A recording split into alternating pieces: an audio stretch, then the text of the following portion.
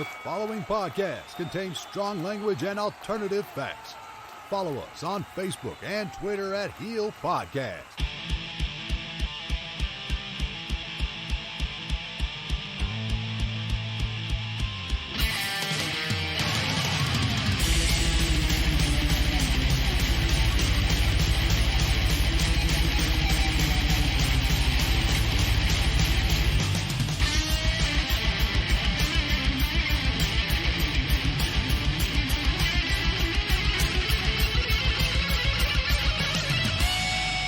Over the airwaves and under the influence, we are Turning Heel.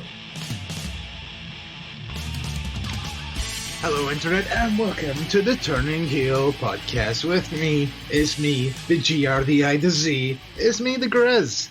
And with me as always, it's one of my compadres, it's the other OG, it's Chris motherfucking Hughes. Hello!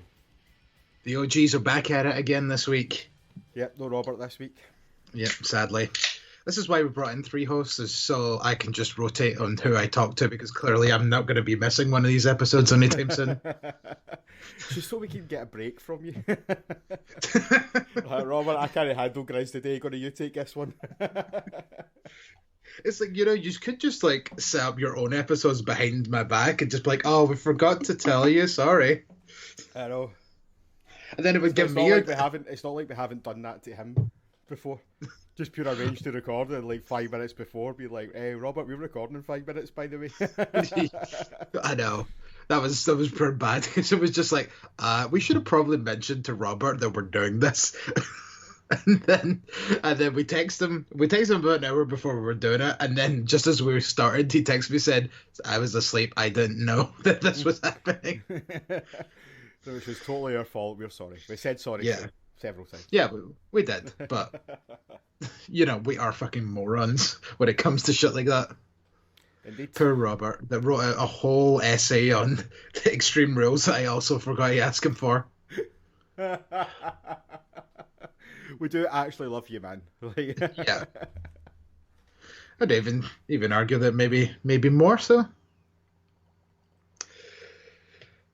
But this episode is going to be jam-packed to the gills, because not only we're going to talk about AEW and NXT like we do every other week, but we actually have some thoughts and figures on Raw and Smackdown this week. Ooh. Remember when we used to do that? 5-hour episode, here it comes. Yeah. And then when we all stop working from home, we'll stop covering Raw and Smackdown because I won't be watching it. Oh well, yeah. Don't get me started on that. It looks like my other half's work is like, oh, you may just become a work from home team now for the rest of time, and it's like, no, get back to your fucking work. I'd actually rather go back to work, to be honest, man. I mean, I don't have the space here to work from home. Like, doing it just now because I have to, but I don't really have the space. I feel like mentally as well, that'll be one of those kinds of things that you would kind of struggle with every now and again, of like not really interacting with people and stuff like that, and then having to try and get in touch with your team through like a fucking Skype or WhatsApp chat, and that's like the extent of talking to people or interaction you get like in a day. Yeah, kind of. It is kind of like that. It's not quite as bad as that, but yeah, it's kind of like that. Fuck you, Rona. Fuck you. Yep. Aye. Because speaking of the Rona, just before we get into the wrestling of this week, what do you make of the criticism that Chris Jericho is getting just now? It's not his fault. It's my opinion. He's putting on a fucking concert. It's the job of everybody else in that crowd or the security or whatever to enforce that rule, and nobody bothered to do it. So why is Jericho the one that's getting the flack for it? He's fucking busy on stage being a rock star. Exactly. And probably out like, not unlivably. Like, genuinely, like, why is this his fault? I mean, I don't even have that big a problem with. Like, I think it's the fact that it's a live concert that went ahead as well, and it's like the world has to get back to normal at some point. Like, yeah, fucking, it's not going to go away anytime soon. Like, these things need to go. Like, that particularly like the live entertainment industry needs to get back up and running because fucking none of the governments are fucking helping it. So No. do you know what I mean? It's like it's a bit, it's a total overreaction, I think. Yeah. I think like obviously like most of the people that are complaining about it are literally people that's like AEW is not good and I don't like it. Possibly. So yeah. Very possibly. But I mean, like, as I kind of say, it's not Jericho's fault, so why is he the one that's getting thrown under the bus for this? And then there's even people that's like, oh, I wonder if Tony Khan's going to take him off television. It's like, why the fuck would he do that to, like, arguably his joint biggest star in the company? Yeah. Like, I don't know. It's just some people that just want to complain for the sake of complaining at this point. And you know what? Fuck. Right now, I would love to went to a fucking Fozzy concert. Yeah, tell me about it. I just love to go anywhere that's fucking not the same 3 pubs or my house. Do you know what I mean? Yeah, I know. I know, it's fucking depressing, man. Like, every time that, like, the only other concert I had to look forward to was in about 4 weeks from now, which was Hollywood Vampires, and that's been bumped to next year. So literally, as of right now, I am flesh out of concerts to look forward to this year. Yeah, you would be getting to one this year. I know, unless Poppy is still going to play in like December or something like that, and there's still tickets and it still goes ahead. But that's that kind of thing where I don't even want to try buying a ticket right now, just in case. And I guess I'll just see what happens with that. But Jesus Christ, like, it's just that kind of thing where I feel like I took concerts and stuff like that for granted at the beginning of this year, and then it all just went to shit. Yeah, I know. I feel like that about everything, man. I feel like that about wrestling shows.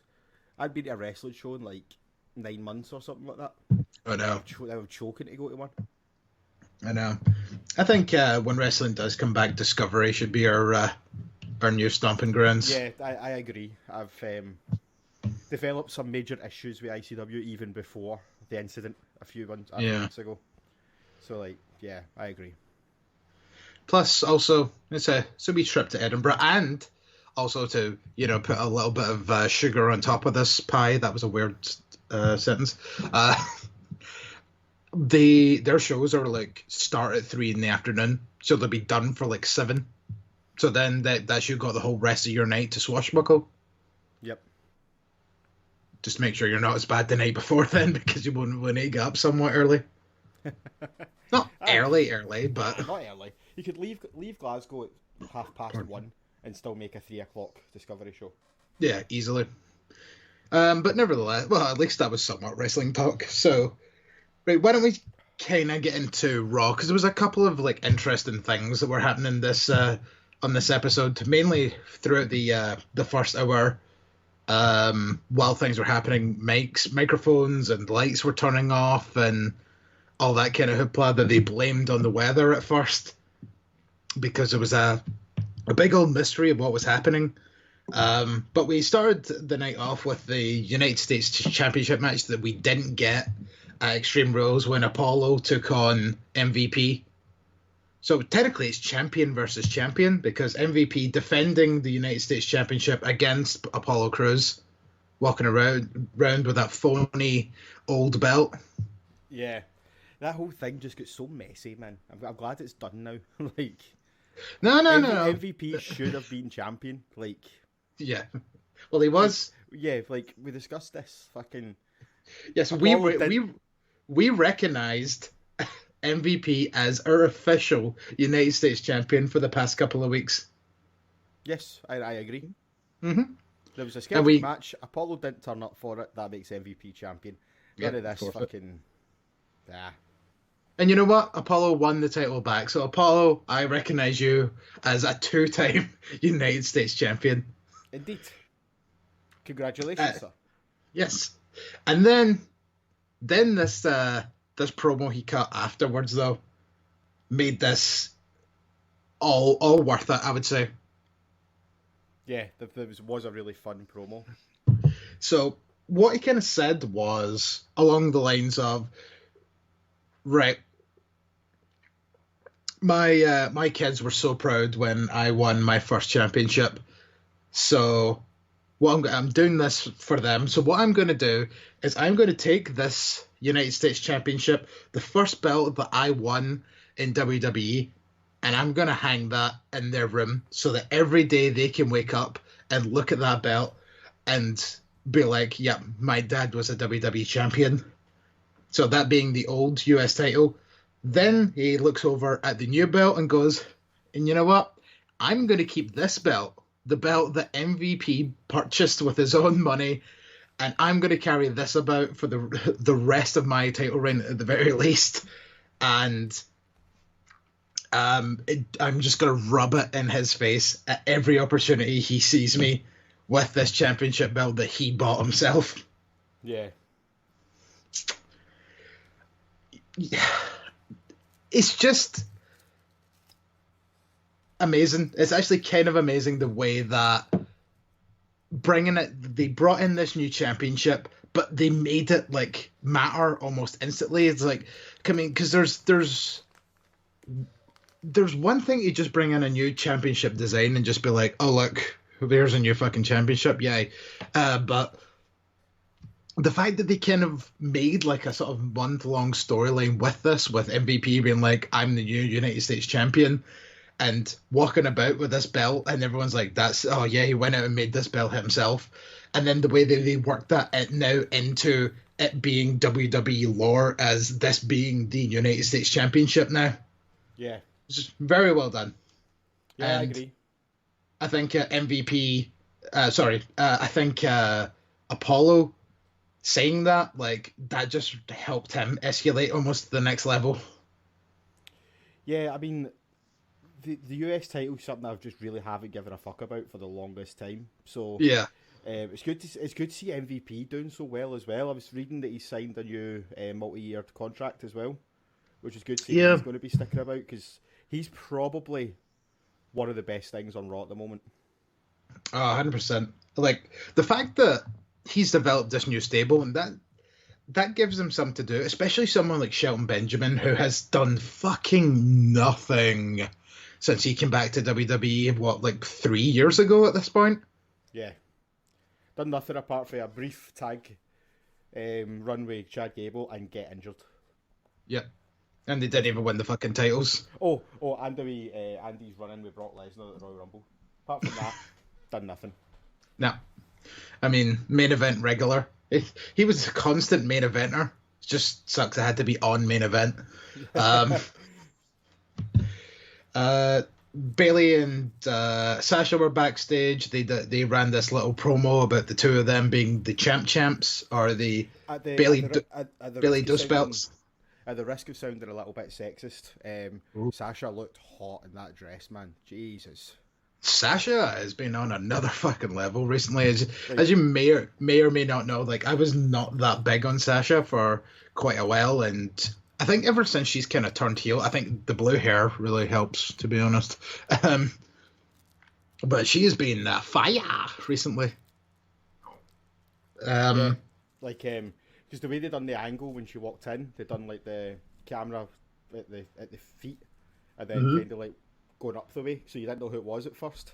And I was like, seen the legs, and I was like, oh, yowie wowie. And then it turned out to be Sasha, and I was like, yeah, man, she is. You're exactly correct. She is fire just now. Yeah, and you know what they say, like, when fire is blue, that's when it's at its absolute hottest. Hey, Griz wins. Like, I feel like it wasn't that long ago when we used to like kind of shit on Sasha Banks for and all that kind of stuff. It's weird how I don't think I've ever shat on Sasha Banks. Well, maybe it was more so me, probably. I've always liked Sasha. There was a long period where I was just kind of like meh. As a wrestler, I mean, obviously. Yeah. I mean, yeah. So, yeah. It's not like you've been sitting there just going like, what an ugly cow. Just to clarify, you're talking about her wrestling ability. Exactly. It's like, God damn it, it's annoying you're attractive because I really don't like you. You must be the most attractive person I dislike. So yes, Bailey Doe straps and Banks two belts, or two belts Banks, I think they're calling themselves now.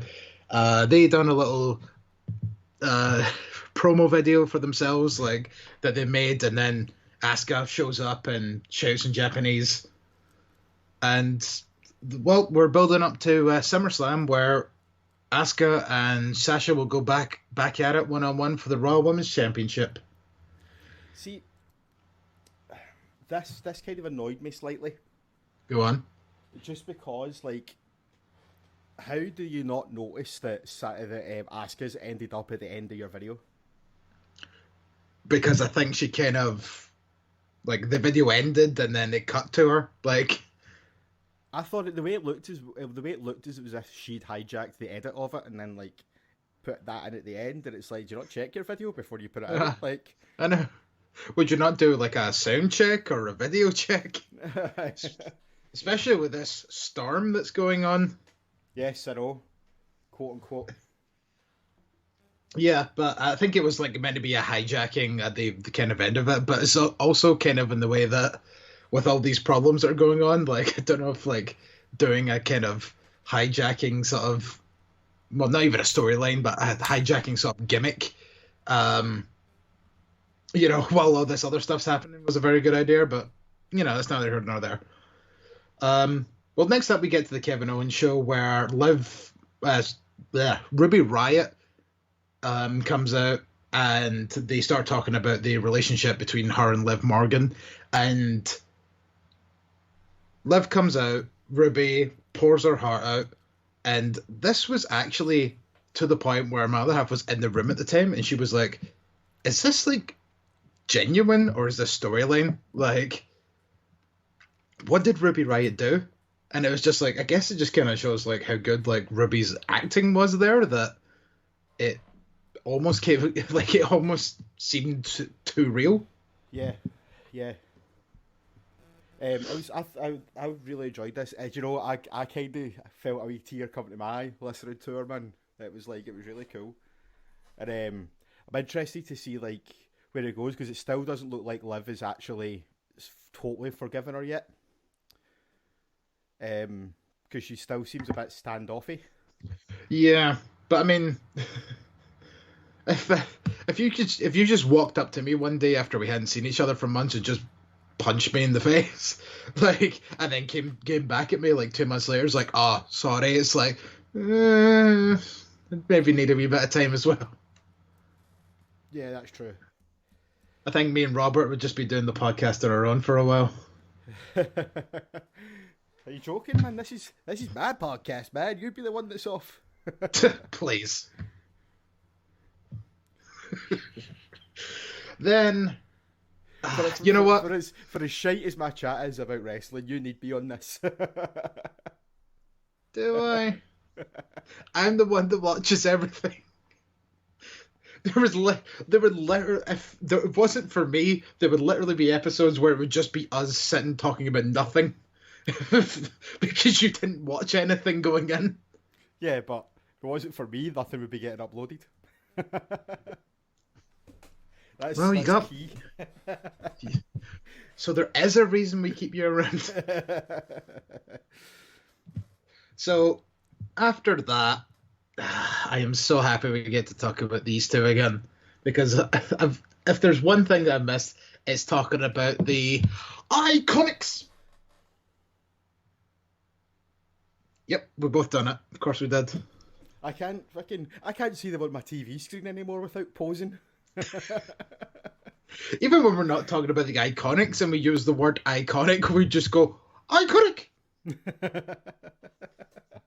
I caught myself doing it watching Raw. Like, they just came on the screen and I was like sitting at my laptop working and they just came on the screen and I just caught myself stop what I was doing and strike a pause. I mean, it's so easy to do. And fucking great. They're just so fucking funny. They're another level funny these days as well.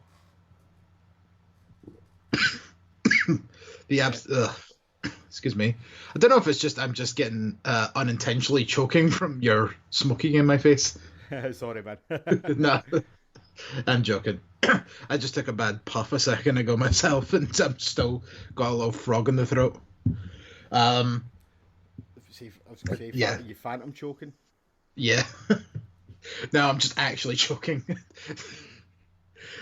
So the Iconics, they come out. They, they have their hoopla. They're all always entertaining. I fucking love them so much. And I feel like recently I realized that Billy Kay is definitely like the more very well comedically timed of the two of them. Not to take anything away from Peyton Royce. I think they're both. I genuinely think they're both as good as each other. I don't. But I mean, I'd be interested to see how they handled not being together. Like they kind of give me like a Lauren Hardy kind of vibe, where I feel that if without the other, I think they would struggle. Do you know what I mean?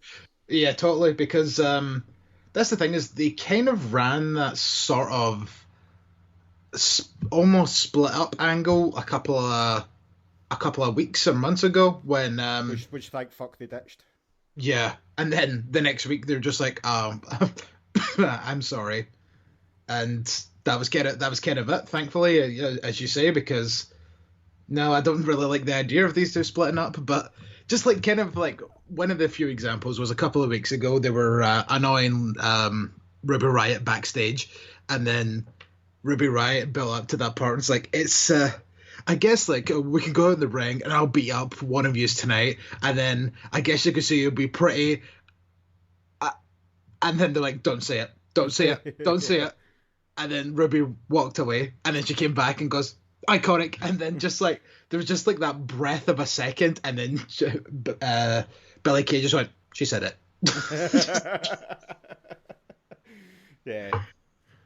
I mean, not taking anything away from either of them. It's just like I feel like there's just it's most of the time it's Billy's lines that really get me.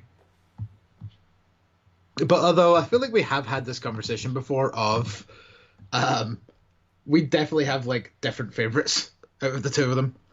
Yeah. No, I don't think we could. I wouldn't say different favourites. Like I don't know. I like both of them equally, and I don't want them to ever not be on my TV screen. I will agree with that 100%. Ever. Like if you're ever thinking about breaking up, just don't. There, simple as that. Well, forever just be thankful for YouTube for when that day does come, and I can revisit those iconic moments. For the benefit of those listening, Griz was halfway inside his fridge there trying to get a can out when he struck that pose. So you just seen my head just go, because you couldn't see anything else. Yeah, because it reminds me of those times at Download before they were a proper team, and then just when Peyton Royce came out and she'd done that thing where she throws the flower up in there and catches it, but that one time where she didn't catch it, and then it hit the ground and everyone was just like, ah! And she was, No! She was so heartbroken. So you could pinpoint the moment, her heart broke in half.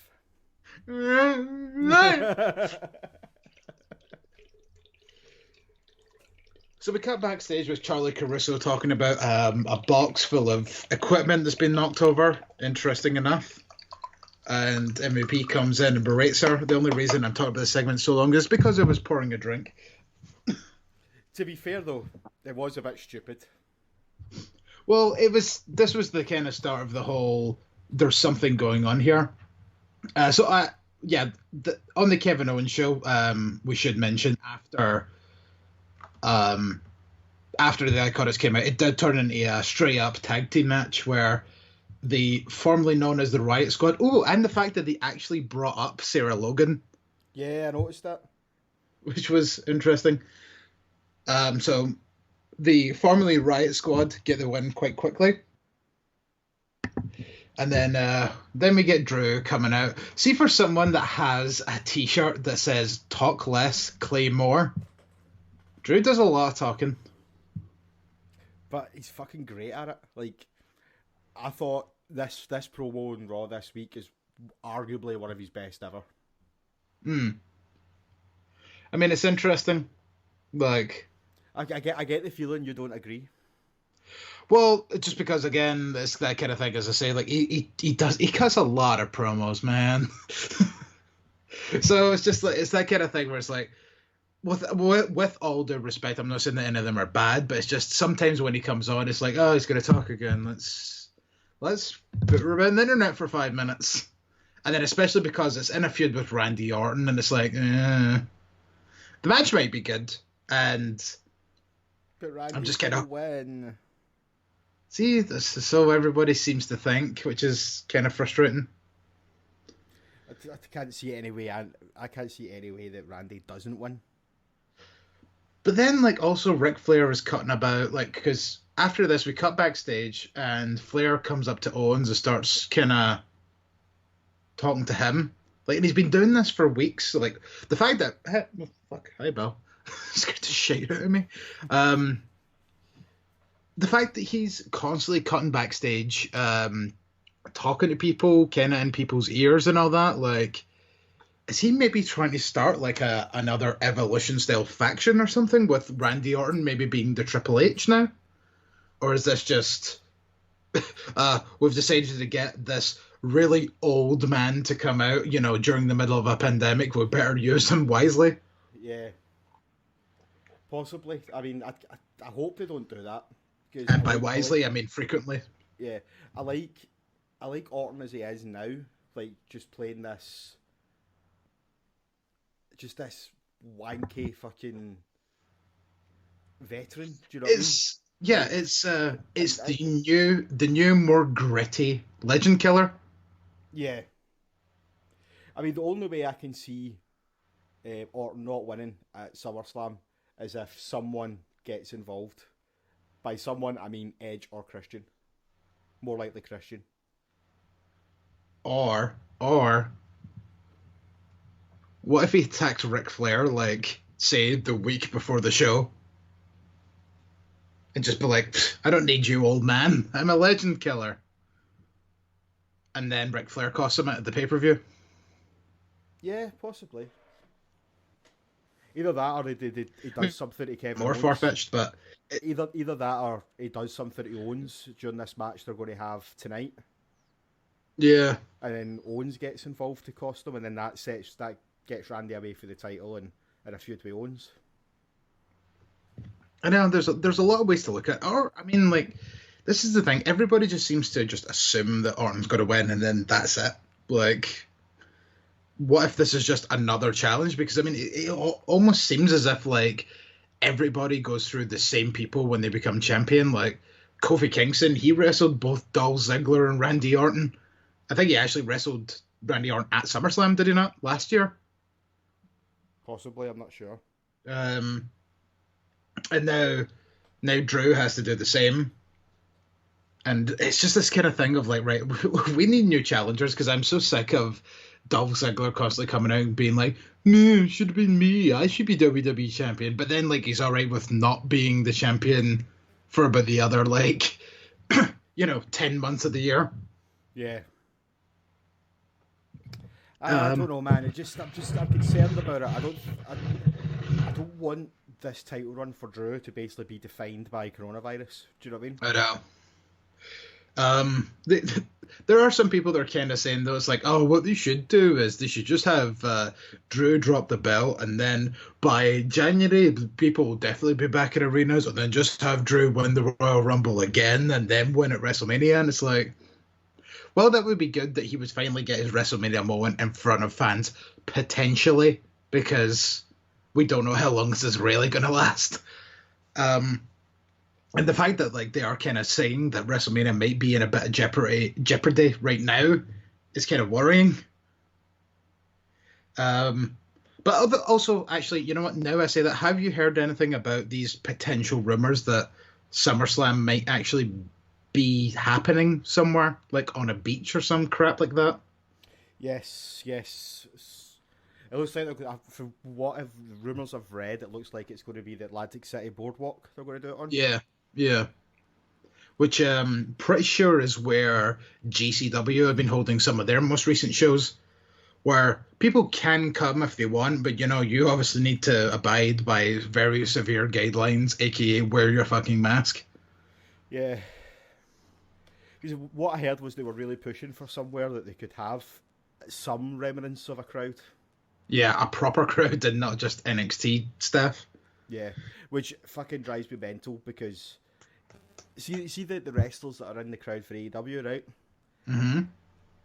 I'm able to suspend my disbelief and believe that they are fans because they just kind of like have fun, chant along, boo the heels, cheer the faces and all that.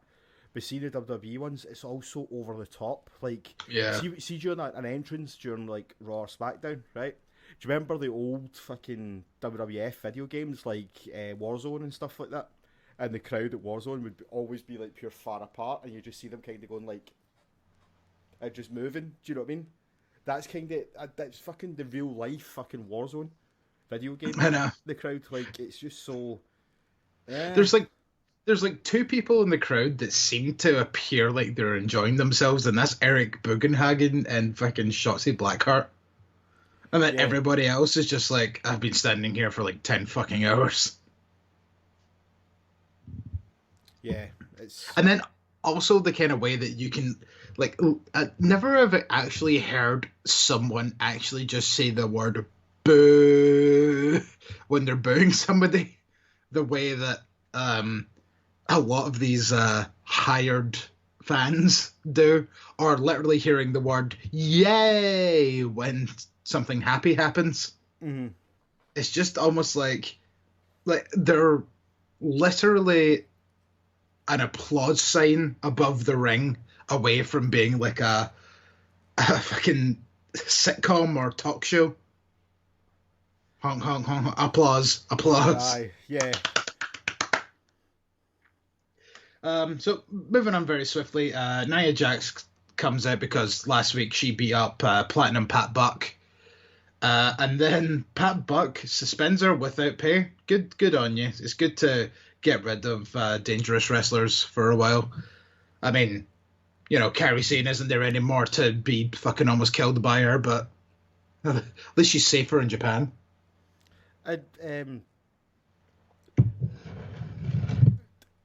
Not to sound like mirroring the great Conor McGregor, but who the fuck is that guy? And how the fuck does he have the fucking authority to suspend people? Because they don't have authority figures anymore. It's fucking stupid. Like, why not just have the commentary team say, "Oh, given that Nia Jax placed her hands on an official, she's now being suspended without pay." Like, what's the need to have like this fucking guy that even the commentary team didn't fucking know his name, but yet he has the power to fucking suspend people? It's Pat Buck, by the way. I know you've said it's Pat Buck, but when it happened, it was just a WWE official. They didn't even know his fucking. He didn't even know his name, and I don't understand how you know his name, but. Or the fact they called him Platinum Pat Buck because I know it's his old wrestling name. Fuck's sake, man! But that really annoyed me. Well, this is the thing though, because you see on SmackDown as well, Adam Pearce is the one that essentially makes matches now and that sort of thing. Like, remember when Jeff Hardy crashed his car because of Sheamus, and then Elias got taken out, and then they cut backstage and it was Adam Pearce that was kind of making the matches for that Intercontinental title tournament that was happening at the time. So it's kind of one of these things where it's like literally now these random ass agents are essentially the law and order of WWE, which I will agree is weird, like these literal Johnny No Name people, but just the way that that's essentially the closest you have to a general manager at this point. Yeah, and then you've got Stephanie popping up on the fucking screens every now and then to fucking get in Sasha and Bailey's business. So why the fuck can she not just pop up on the screen and say, "Nia, apologise"? No, I'm not going to apologise. Okay, you're suspended without. Okay, fuck you then. Yeah, like I just don't get it, man. It's one of these little things that shouldn't really annoy me as much as it does. No, I completely understand. I'm just obviously being a dweeb about it. Yeah, yeah. Oh well. The 24/7 title was on the line in a triple threat match when Shelton Benjamin defended against Akira Tozawa and R-Truth. I fucking love this ninja gimmick, man. Oh, he's the best. I gotta love Tozawa. I already loved Tozawa, but now like he's at a completely different level of like funny comedic. Plus, he's still awesome wrestler, and like he's actually getting to show it more. So I'm just completely all on board with this. And then he wins the belt at the end of this match. So Tozawa is once again the 24/7 champion. Woohoo! Yada yada. Right. So what is your kind of opinion on Seth Rollins and this whole business? Because we haven't really spoken a lot about Rollins and his crew that seem to keep disappearing, except Murphy. maybe he's like, oh man, how cool would it be, right? Fuck man, I really shouldn't have had that today because now I'm going to go a bit mental here. How cool would it be if they did a story to explain why all his cronies keep disappearing? It's because he's kind of like a Jim Jones sort of cult leader. I knew you were going to say Jim Jones. And he's killing them off. They just go into his locker room one day and they just find Kool-Aid or Flava Aid. Yes, Flava Aid. Yeah. And the in his locker room, and it's like, huh. And then they ask Murphy, and he's like, no, I haven't had any. I don't like Flava Aid. Oh, and then Montez Ford had kind of wandered past it. It was like, oh, I need to fill up my sippy cup. Uh-oh. Oh, God. I can't wait till we get to that. Banks and Shayna have a match. I mean, meh. Shayna Baszler is this really weird sort of entity right now where she's there and she's kind of evolved in the women's championship picture, but literally she's not involved, if you know what I mean, which is very fucking weird. So Sasha Banks and Shayna have this match, and then halfway through the match, Asuka comes out and attacks Bayley, and then there's a DQ. Yeah, what the fuck was that about? Then after Asuka like fights off the two of them and they run away and everything, then what's her butt? I've already forgotten her name. Shayna was like, oh, I hope you beat Sasha Banks at SummerSlam because I want to take the title belt off of you. And it's like, bitch, you ain't fucking involved in this. Leave me alone. And then Sasha and Bayley come back out on the ramp, theme music and all, and it's like, why did you leave? To come back out? It was a really messy segment. Yeah. And it took up a lot of fucking time as well. So now we move backstage because we have heard rumblings that Shane McMahon is back. And we got a couple of views throughout the night of this mysterious door with lots of loud pounding music in the background. And we finally get our first look at Raw Underground. Ding, ding, ding. I was not sold on this to begin with. I was a bit more sold on it by the end of the show, but I didn't like it at first. Really didn't like it at first. And why is that? Just, if you're going to fucking do shoot fighting, do shoot fighting. Like, don't just fucking. There's plenty of wrestlers there that are well versed in MMA that could do that shit. Do you know what I mean? Yeah. You don't need to go over the top and like as brutal as like UFC is or something like that. But like, don't fucking be sitting throwing fake punches and stuff like that. Do you know what I mean? If they're going to do it, do it. Like, yeah, just have Brawl for All too. That's kind of what it's kind of got that Brawl for All feeling. Yeah. And that was a fucking disaster the first time round. So that was the best. Yeah. So Babatunde made his debut. He is now something else that I can't pronounce, like Daba Bunde or something along those lines. I didn't do my research to check. I can't be bothered because Babatunde, it took me so long to just remember how to pronounce that. Never mind the fact that now they've changed his name. I just imagine now the WWE creative team are like that. See that cunt Griz for that shitey Turn Heel podcast? He's just figured out how to pronounce Barabunde, so let's change the name. Let's. Babatunde, who was in the Greatest Royal Rumble, I'm pretty sure. Maybe. I No. can't tell you. There was that many in it. All I know is my prediction almost came true. Yes. The Daniel Bryan go for number 1 to win it. Bastard. No, I'm pretty sure. No, you didn't say that. You said he was going to be number 1 and he will be the last person out. I think he was second last person out, though. All right, okay. Fair enough. But, I mean, you pretty much called it almost perfectly. So I think we gave you that one.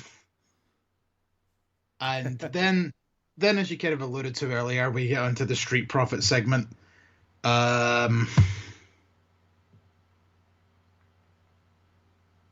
thought this was really fucking dumb. Like, really dumb.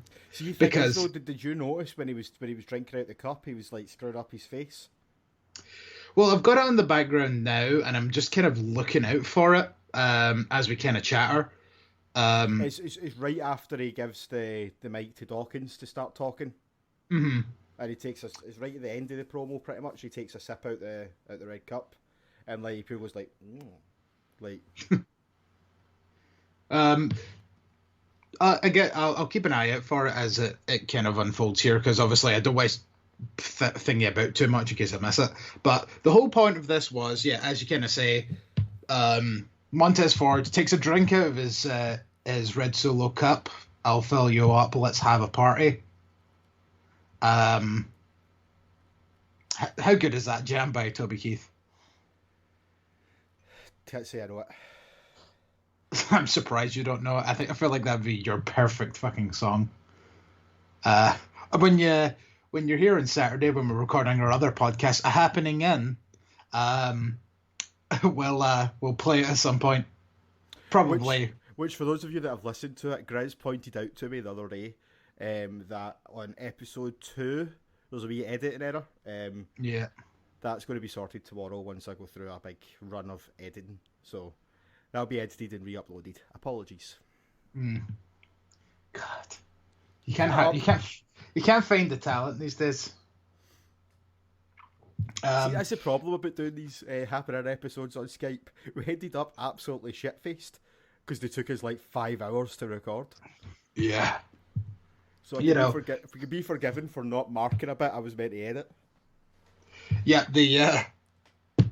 you think we go on tangents in this podcast? Jesus, have you ever heard the unedited versions of these podcasts? I might actually keep the unedited versions just to put up as like wee bonus episodes sometimes.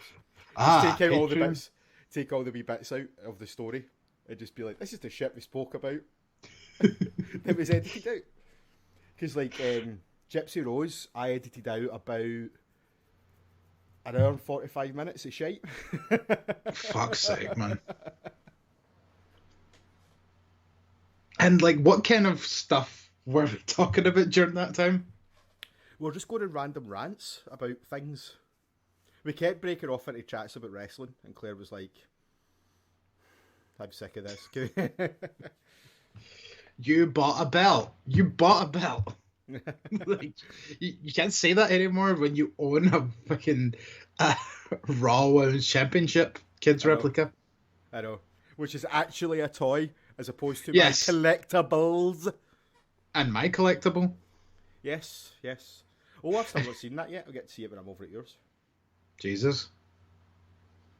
Yeah, so that'll all go down on Saturday.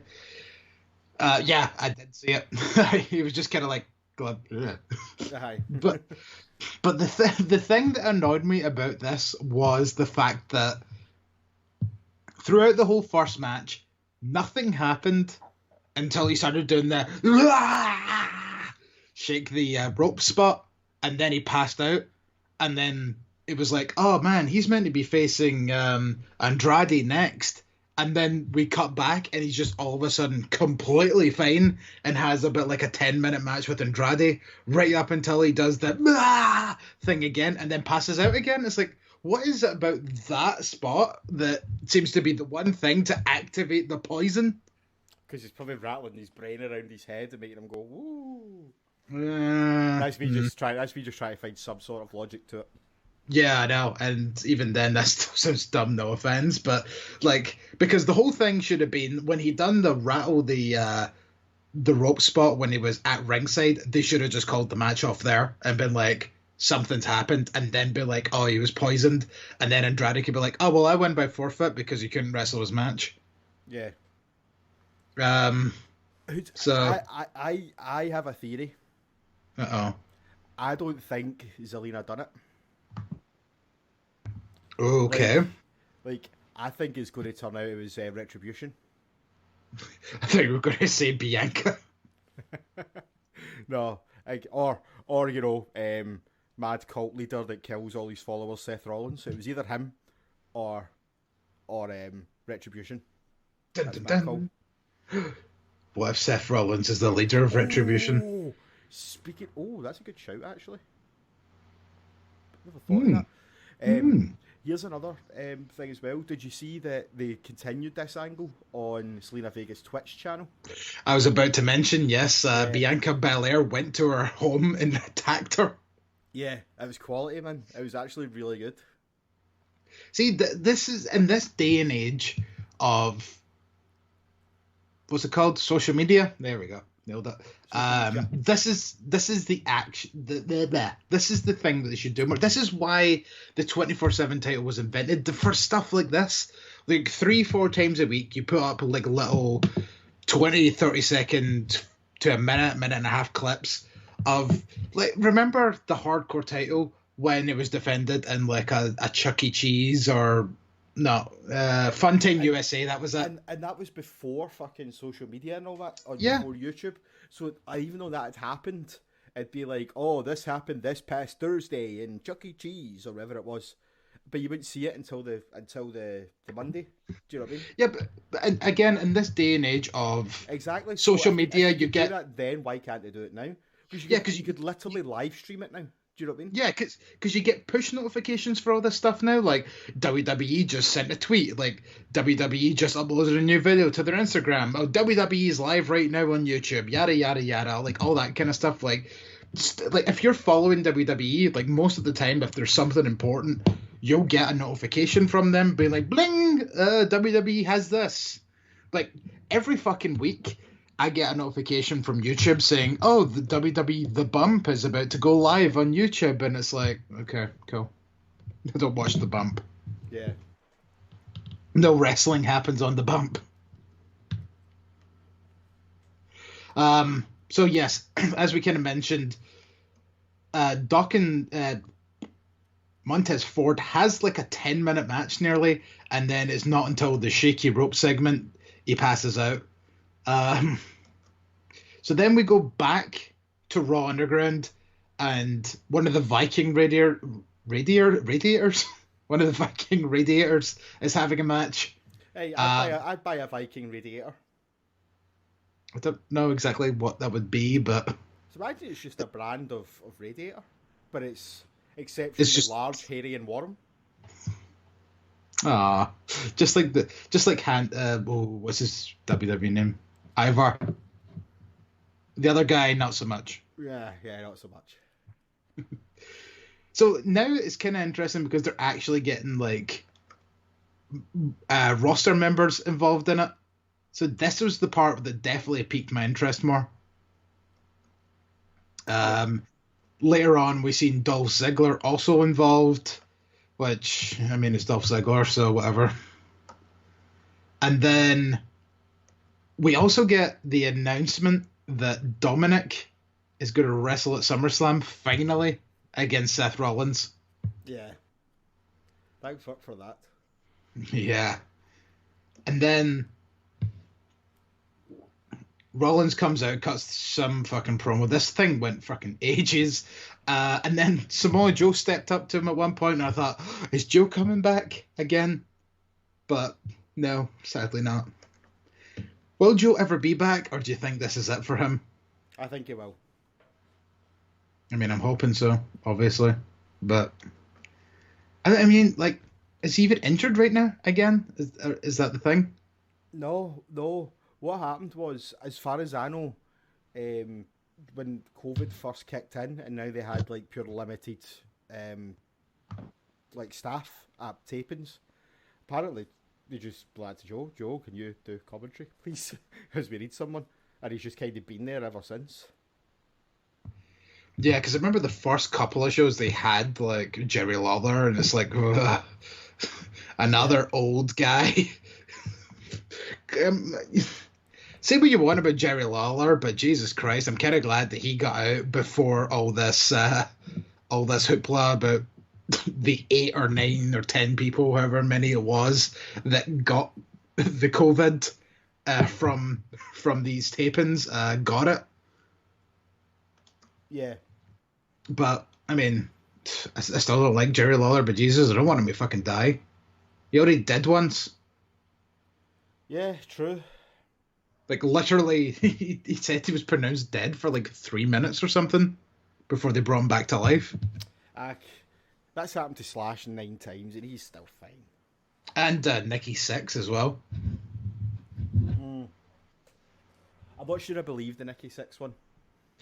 Nikki Sixx tends to over-exaggerate things. I mean... Like,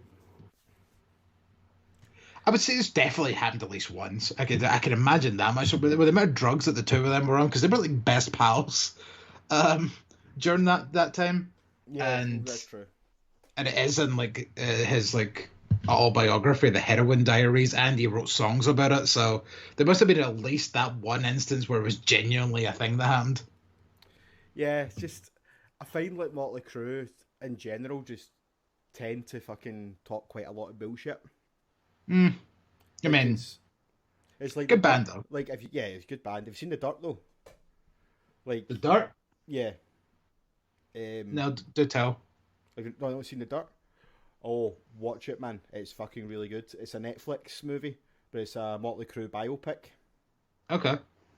So it's kind of like Bohemian Rhapsody, but obviously much more alcohol, rock and roll. But it's based off a book that they wrote about basically their career and stuff like that. But like the book is very highly, what's the word I'm looking for? Very highly scrutinized for how accurate it actually is. So yeah, that's how I'm kind of always like, take whatever Nikki Sixx says with a pinch of salt. But yeah, regardless of whether or not it's regardless of how accurate it is, watch the movie. The movie's good. It's on Netflix. Sweet. Maybe I'll watch it tonight, or maybe I'll forget, which is probably more likely. Yep. Right, so why don't we stay in chronological order, and we'll go through AEW. Yep. So we start off AEW this week with Already in the Ring, everybody. Do you know the weird thing is, like, I'd had to second watch AEW because I tried to watch it on Saturday, I think it was. Mm-hmm. No, Friday it was, but I was really fucking tired, so I fell asleep for like the first 45 minutes, so I had to rewatch it. And it wasn't until the rewatch that I actually noticed it started off with everybody in the fucking ring.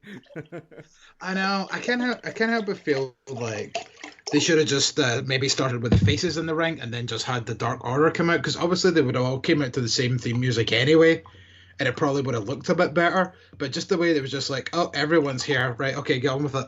Yeah, it was a strange one. It was obviously for time reasons, but the Dark Order would have come out together, as you say. So, and then it's like, you know, Hangman Page comes out to his theme because he's not part of the Elite anymore, and then the Young Bucks and Kenny come out to their stupid Being the Elite theme song that I hate. I only hate it as a theme song. I think it's quite funny for the being the elite show, but not as a theme song to enter to for a wrestling match. And then you've got FTR that will come out to their own tag team theme, so it really wouldn't have taken that long. And considering the walk to the ring, do you know what I would have done? I wouldn't have had Hangman come out to his own music. I'd have had Hangman come out with FTR. Ooh, interesting. Because they're like besties now. Or maybe like FTR came out to Hangman's theme with them, and then the three of them like, or even that, shared a drink on the ramp before they started the match, and then Kenny Omega could be like, "You can't drink and then wrestle," and they're like, "Fucking leave us alone." Yeah. Yes, we can, you righteous prick. It's just one. How many have you had? 12, but this is just one. Yeah. I already had 10. This one's still going to make a difference. Hmm. That's what I always say. I'm already drunk. See about drinking on a school night.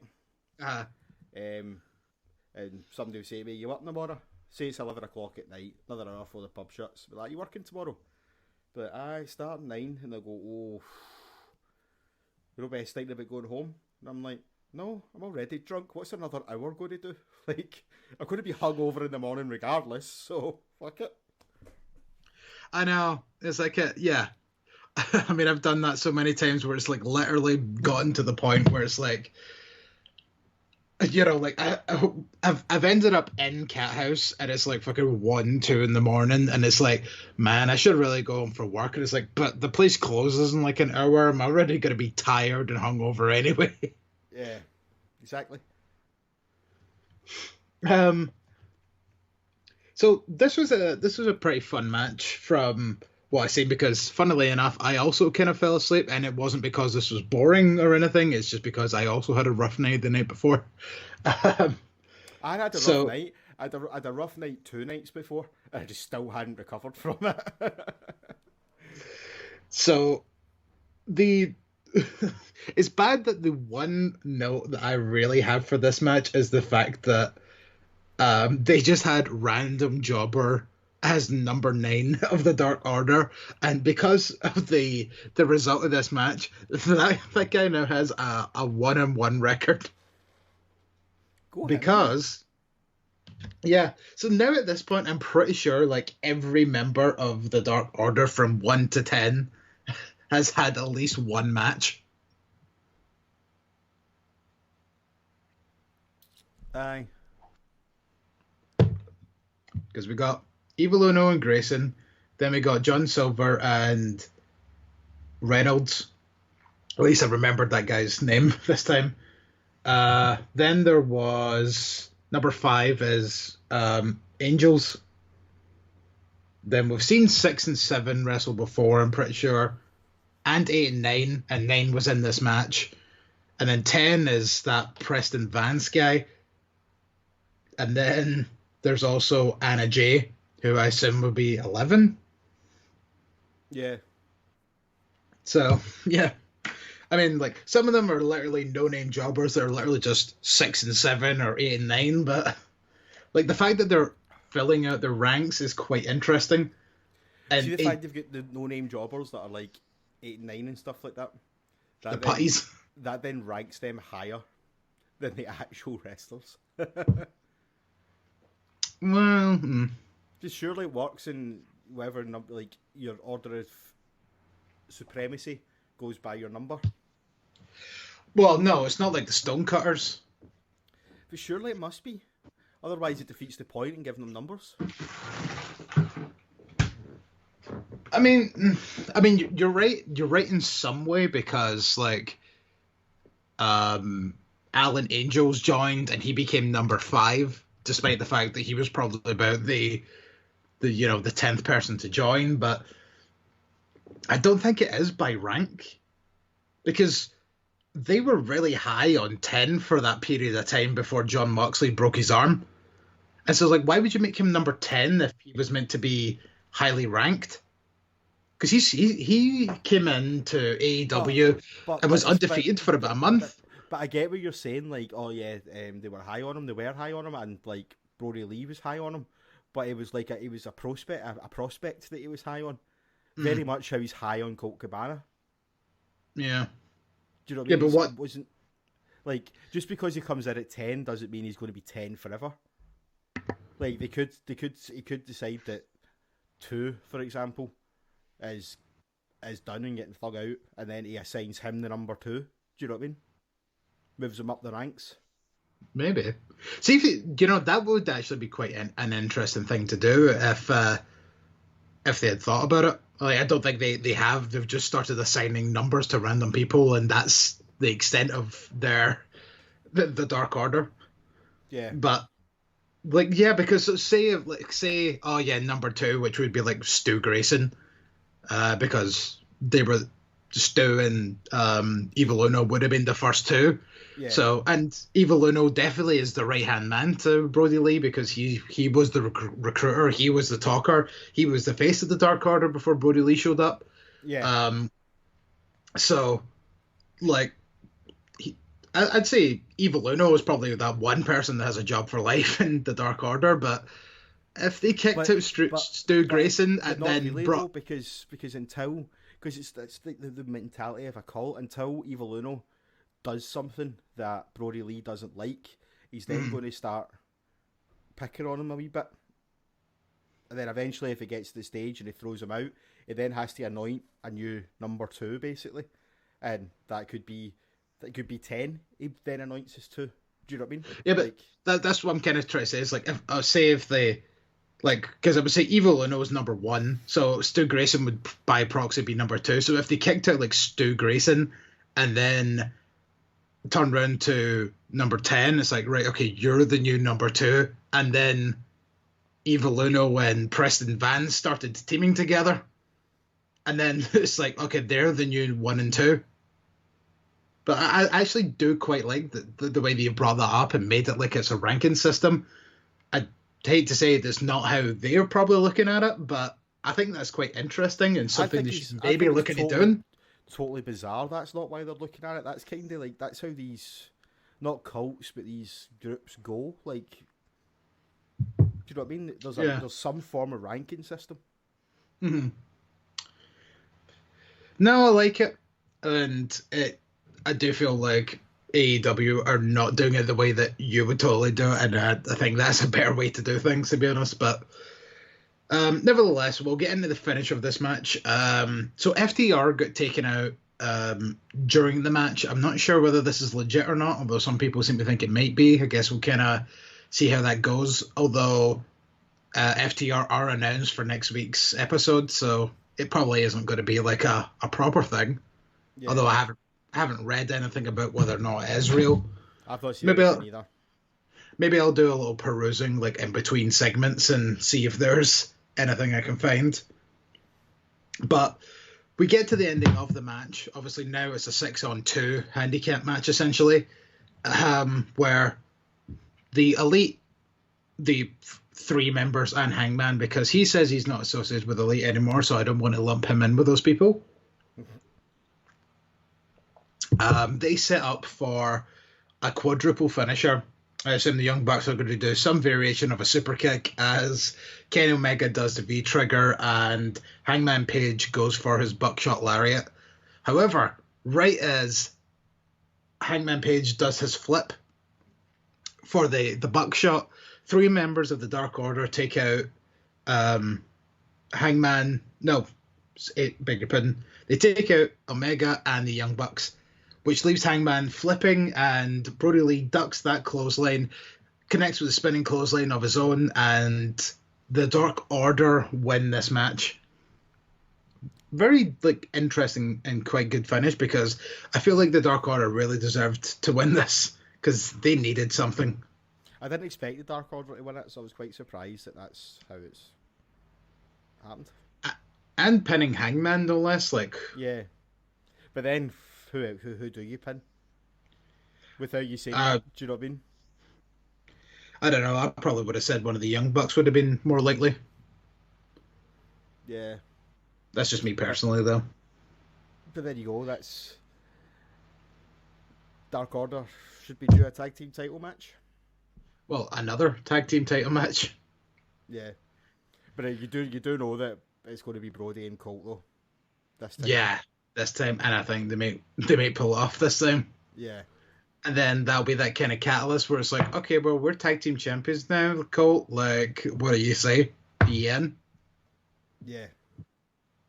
Yeah, because it could be a really good segment if it's like kind of one of these things where the Dark Order are kind of all like in the same area, and Brody Lee's like walking up and down, and he's like, so I've been told that I have a tag team championship match, and I need to pick a partner from the Dark Order. And then they're all standing there, and he kind of stops at like 10 for a second, and then starts walking again. Like, so I've decided that I am going to pick Colt Cabana as my tag team partner. And then you kind of get the build up. If this happens at like All Out, that would be a good shout. That'd probably be the best place to do this. Yeah. And then, like still kind of pamper him a little, and then they win the match at All Out, and then they're kind of like, okay, so right, we're tag team champions now, and you've done this representing the Dark Order. Are you ready to be official about this? And then kind of see how Colt is. Like maybe Colt could just be like, yeah, I'm all in now. Yeah, possibly. I'd like to see that happen. Because I bring all this up to say that just a very little bit that was kind of at the end there. It's like they showed the replays, then they cut to the Dark Order on the stage, and so all the Dark Order do the kind of hand claw thing, and then Colt Cabana also kind of does it, and then starts shaking his hand like with the claw, and then it kind of changes very quickly into a fist, like, yes, we won, but like for a brief couple of seconds, Colt Cabana held up the Dark Order claw. Yep. And I guess it's kind of one of those things where it's like, maybe the Dark Order is kind of getting to him, and he's like, yeah, and then kind of realize what he's doing. It's like, that's what I meant. Yeah, they definitely are getting to him, because he's winning. So Trent and the Kentucky Gentleman himself, Chuck Taylor, they show up earlier on today in Trent's mum's van of some kind. This why were they in his mum's car? I don't understand. Because apparently on Twitter, this is just something I heard. Whether it's true or not is a completely different matter, but they said that they don't have a way to get the show, so Trent's mum loaned them her card. Trent promised, I'll get it back to you in one piece. Nothing will happen to it. All right, okay. So at least there was a story behind it, but I didn't know this going in. I was like, why the fuck have they just turned up in his Ma's car? Like, it just didn't make any sense. But now you've said that, right, okay, I get it. At least there's a reason for the car being there. But do you watch Being the Elite? I do occasionally. Yeah, because I don't. So I keep feeling like I should, because there's obviously references to it all the time. But I started watching it.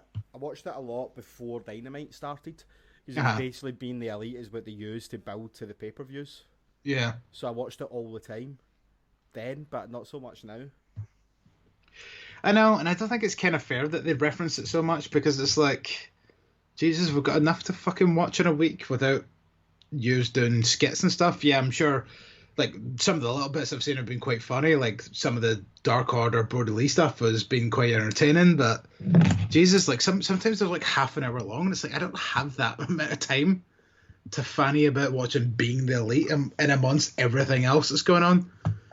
With the way that, especially since AEW is technically on 3 nights a week now, because they've started that women's tag tournament, which we will get to, but we're just going to cover it all in one episode. Kind of like how we used to do the Mae Young Classic back in the day, if anyone remembers.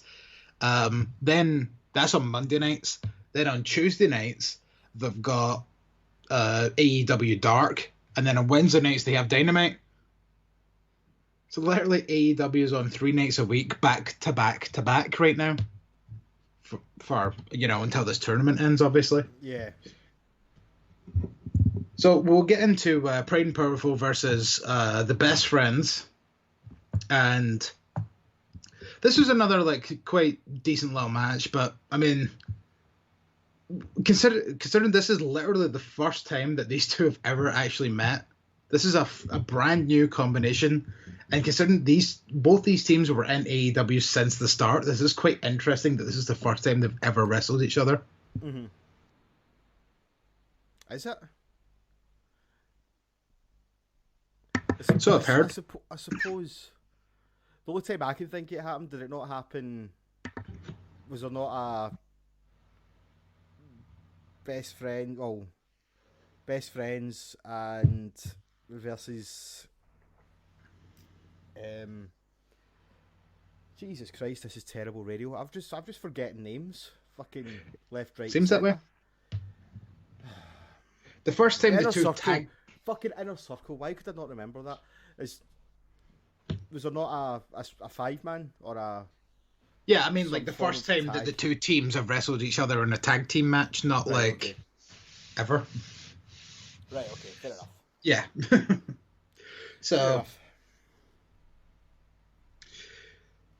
Yeah, and then again, this was another quite long match. Like AEW, like pulling out some long skis on this one. Mm-hmm. So the match came at the end, fucking Ortiz is being Ortiz and hella annoying. I just don't like Ortiz. He's just so annoying these days. Like, if there was one thing that fucking Impact ever done, it was, telling Ortiz what to do, because clearly AEW is telling him to be himself, and that's very annoying. So the end of this match came where the Best Friends picking up the victory, which obviously was not what the former LAX, because I've forgotten their name, Pride and Powerful. There you go. So it's not just me that's forgetting names left, right, and centre today. No, I just remembered their old name. Would you have remembered their old name? Yes. Yeah, I mean, fair enough. 100%, I'd remember their old name. Yeah. Yeah, so later we'll just get to this segment now, and we'll kind of clear this whole feud up.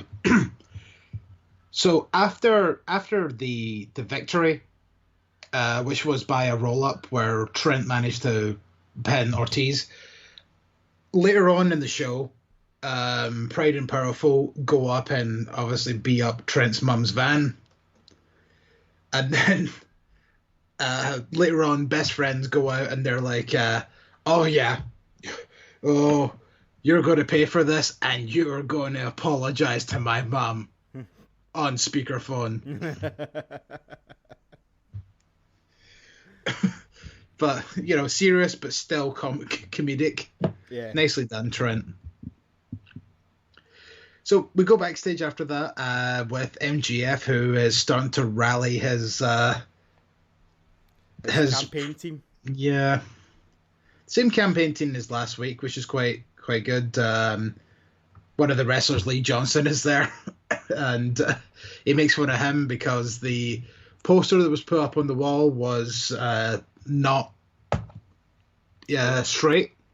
So he's like, if this wasn't lying on the floor, then you would be able to tell that this isn't straight. And he picks up one of those leveler thingies, I think they're called. Level. Yeah. And the kind of slaps that against the wall. It's like, see? Not level. I quite like see the campaign manager, where he's like, every time he talks to her, he's like, smile and talk. Yeah, it was kind of like, he was like, smile or don't talk at all, or something like that, because she was like, ugh. And then he was like smiling, she was like, so this is it's like pure fake smiling. Yeah. I quite like this whole MGF Trumpish thing that he's doing. Like, yeah, even the suit he wore last week veered a striking resemblance to fucking the the one that Trump wore. I think it was for his inauguration. It was pretty much Yeah. the same suit. I knew there had to be something with that because it was a very bizarre sort of set of colours, and it's like that has to be a reference to something. Yeah, the blue suit with the white shirt and the red tie. Mhm. Pretty sure Trump wore that at one of it's either at his inauguration or it's something else. But hold on, I'm going to quickly see if a quick search of Trump. Well, while you do that, I will mention that also. I think it was Lee Johnson who was literally picking out green M&Ms from a bowl of M&Ms. Yeah. Because he had just a pile of green M&Ms in front of the bowl, and the rest of the bowl was, or it was Skittles, like one of the two. But obviously that would be like one of those old school jokes where, oh yeah, they asked for M&Ms, but they just asked for a bowl of green M&Ms, despite the fact that none of them taste any different. Yeah. I don't know if you're going to be able to see this or if it's too bright, but No, I can see it. it's There totally you go. it's totally a Trump thing. I fucking love it. Yeah. So we get only Matthew Hardy, as he's now known as. Yeah. I'd seen that he was going to be announcing a new gimmick.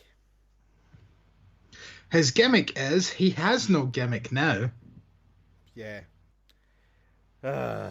Thoughts? I mean, just be Matt Hardy. Like, I know, it's like, why can't you just be Matt Hardy? Why are you being Matthew Hardy? It's like, I've never shown this side of myself before. And it was like, yeah, but I always assumed that Matt Hardy was Matt Hardy. But now he's Matthew Hardy. which is also a very heelish thing to do. Yeah. Because he's literally went through every gimmick he's had recently in Dynamite, even including Big Money Matt from Ring of Honor that he'd done in an episode of Dark. And it's like, really? You're wasting that one on Dark? Like, Big Money Matt was the first like gimmick that he'd done in a long time that kind of started to get him getting a bit of notice again. And then that evolved into him coming back to TNA, him doing the Big Money Matt, or the I Am Iconic gimmick, which was essentially Big Money Matt up to another level when he won the world title. You let me down there, Griz. You let me down. I know, despite the fact I did still say it with the accent. And then, which obviously led to the broken gimmick. So, I don't know. It just that was the one you used on Dark. Why couldn't you use like fucking like early 90s Jobber Hardy Boys gimmick or something like that? So anyway, Matt Hardy prattles on, and then Sammy Guevara comes in. The two of them have a scrap, and Matt Hardy goes, Sammy Guevara, I knew you'd come. I But quite not- like that. I think quite 'Cause he- like that. Yeah. So they have a fight where they break the timekeeper's table, and then another table gets brought out, and Sammy Guevara launches a chair at Matt Hardy's head. Oof. Indeed. Yeah. Because, Good. as the old saying goes, Matt Hardy bled like a stuffed pig. Like, the fact that, like, Sammy Guevara left ringside and he was covered in blood Yeah. as well. Matt Hardy's blood, obviously. Just that chair that he threw just obviously caught Matt Hardy in a weird fucking angle. And Have you seen this? Have you seen the slow motion of it? no. There's a slow motion clip of it on YouTube. Sorry, Really? on Twitter, and it doesn't hit him at a bad angle at all. It's just fucking he's not got his hands up quick enough, but also a Yeah. combination of Sammy shouldn't have thrown it whilst it was still folded out. He should have shut it and then thrown it. Yeah. Because he threw it like a lawn dart basically, and Matt's just not got his hands up quick enough. Like, it's definitely, not to say I'm going to push blame or anything like that on anyone. It was definitely more Sammy's fault than Matt's because he shouldn't have thrown it like that. But that's what happens, man. Just to quote another old saying, this ain't ballet. Certainly isn't. It's not show friends, it's show business. Exactly. I didn't think though that although the 450, was it a 450 or 650? It was kind of, yeah, I think it was a 650. It was like the amount of rotations that fucking kid hit, like. Although that was a pretty cool spot, I think maybe that they maybe should have just left that, because he obviously knew how badly Matt was busted open. Do you know what I mean? Because he's seen it. I don't think he did though, because he kind of threw the thing and then just started to go up the ramp. So I don't think it was until afterwards when he hit the move that he realized, like, fucking hell, like, I fucking ripped this guy's fucking head open here. But after they done it though, after they threw the chair, he did go over to him and start like laying in some punches, which I'm assuming was him over going like, "Ah, you all right, bro?" Like, maybe. You know what I mean? So maybe it was that kind of thing where it's like, yeah, but even then, like, just watching it back, it doesn't look that bad until like the flip kind of hit. I don't know if it's just kind of one of those things where like maybe it was bleeding down the side of his face and was like kind of through his hair, so it didn't look as bad until, you know, the table broke and you seen this massive pool of blood that was kind of clotting around the table, and then as soon as that snapped, it just kind of all over the floor. Yeah. But we'll move on from that, because obviously this is going to be a match at All Out, I'm going to assume. And hopefully it might be a hardcore match, because I would like that, because this brawl was quite cool. I would like to see them maybe do the whole that Matt Hardy came out as Matthew Hardy and all that, and he's like, you've never really seen the real me and things like that. The real me got him busted open. Do you know what I mean? So I'd like to think that maybe he does the more old school sort of Team Extreme Matt Hardy at All Out. Yeah, perchance. Like, I'd be like, well, I'm going to resort back to, you know, the me that's good with these kinds of matches. Yeah. So we'll move on to which is probably going to be was my most interested match of this whole thing, was Cody and the formerly known as Zack Ryder, Matt Cardona, taking on the Dark Order of Silver and Reynolds. So Team Downstate came out to their Downstate themes, and so what did you think about Matt Cardona's new theme song by, clearly they're going to be the wrestling band these days, Downstate.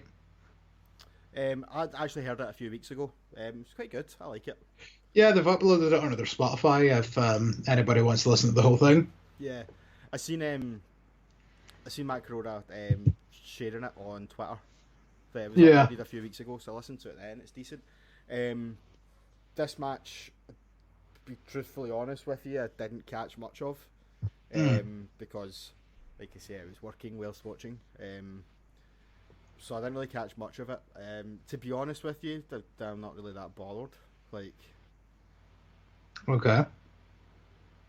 Well, you weren't interested in Zack Ryder's first match outside of WWE?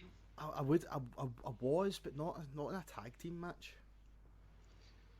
Especially a tag team match with Cody. I'm like, see, unless this is going to be a slow build for fucking Matt turning on Cody to get a title shot, then I don't want to see all this best friend pish. We've got a tag team that does that already. Do you know what I mean? Well, the thing that I'm hearing is that Matt Cardona is not going to be in AEW for very long. Really? Apparently he's only set for like 5 appearances or something right now. So this might be a short-lived sort of thing. Unless obviously they can come with some sort of proper deal, but so I've heard right now that Matt Cardona's already meant to be doing 5 appearances, so maybe, you know, last week, this week, might build to a match at All Out do one more appearance, and then the match it all out, and then be it. So do you think this is just a case of Cody giving his pal a payday during a pandemic? Yeah, maybe. So maybe all these fucking people is like, AEW just keeps hiring every ex-WWE wrestler, can, fuck off a bit. Mm-hmm.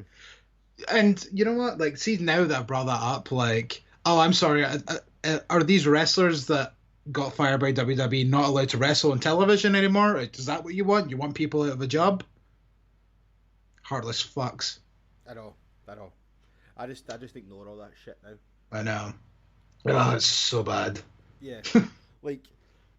It's like Cody said he didn't want to fill the roster with ex-WWE guys. But the fact of the matter is, they are going to sign some of them. Yeah. You know what I mean? They're not going to sign all of them, and they haven't signed all of them. And they haven't signed all of them? I actually think the two biggest ones that they could have got, they haven't got. Yeah, Gallows and Anderson. Oh, I think the two biggest acts, Gallows and Anderson and EC3. Oh, yeah. Yeah. Like, they're the two ones that I like to have seen them sign, and they didn't get them. Like, they're not going to they're not going to go out and sign everybody. Yeah. Like, people are going to go elsewhere and stuff. Like, didn't get Eric Young, didn't get Hawkins.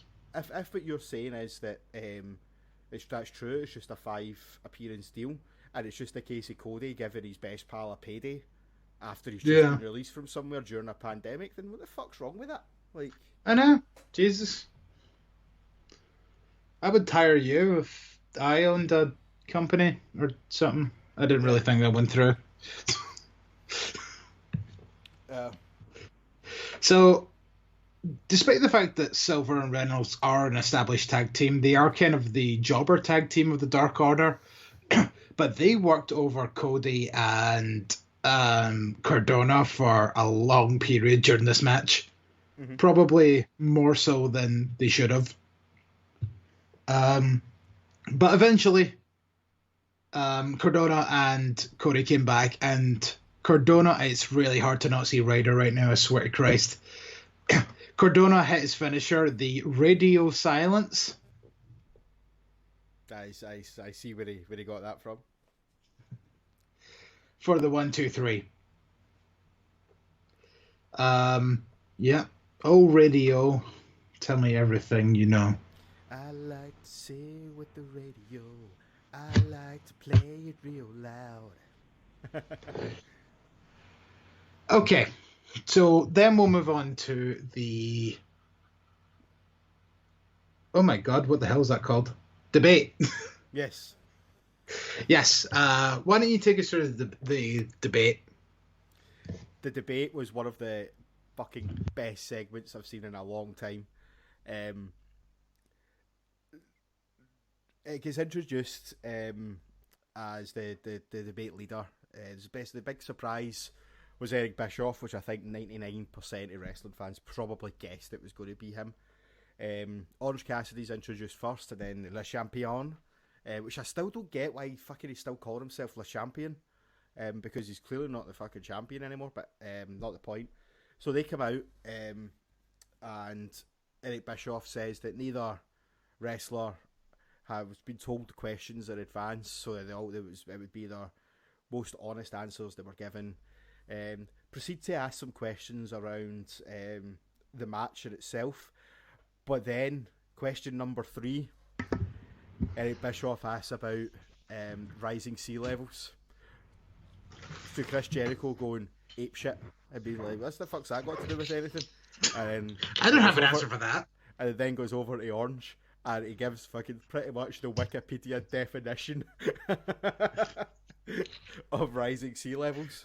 It was just like when he finishes, he just goes, "Thank you," and then throws the mic to the side. But to answer your first question,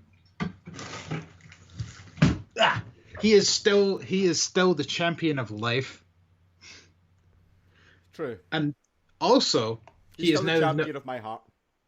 Yeah, I think he's the champion of turning heels heart. Is probably the best way to say it, because I mean, we're literally standing behind him in this whole fucking Chris Jericho done a concert thing. So I don't think Jericho did anything wrong. And also, he's the demo god now, so... Well, as well as, actually. He's really building up those nicknames. Which I only got, like, a week ago. Oh, really? The play on words, that. Okay, yeah. Aye, because that's been a pure thing on Twitter.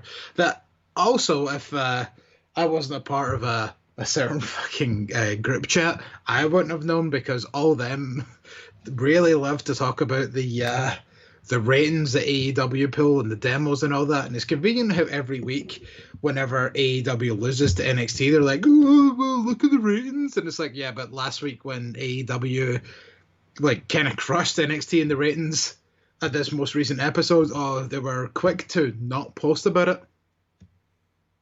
Yeah.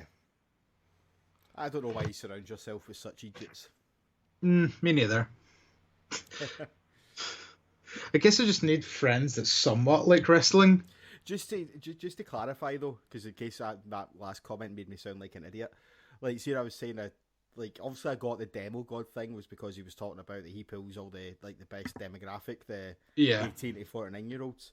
But like the play on words on it, like, did you get what I mean with that? Like it's instead of demigod. Yes, that's cool.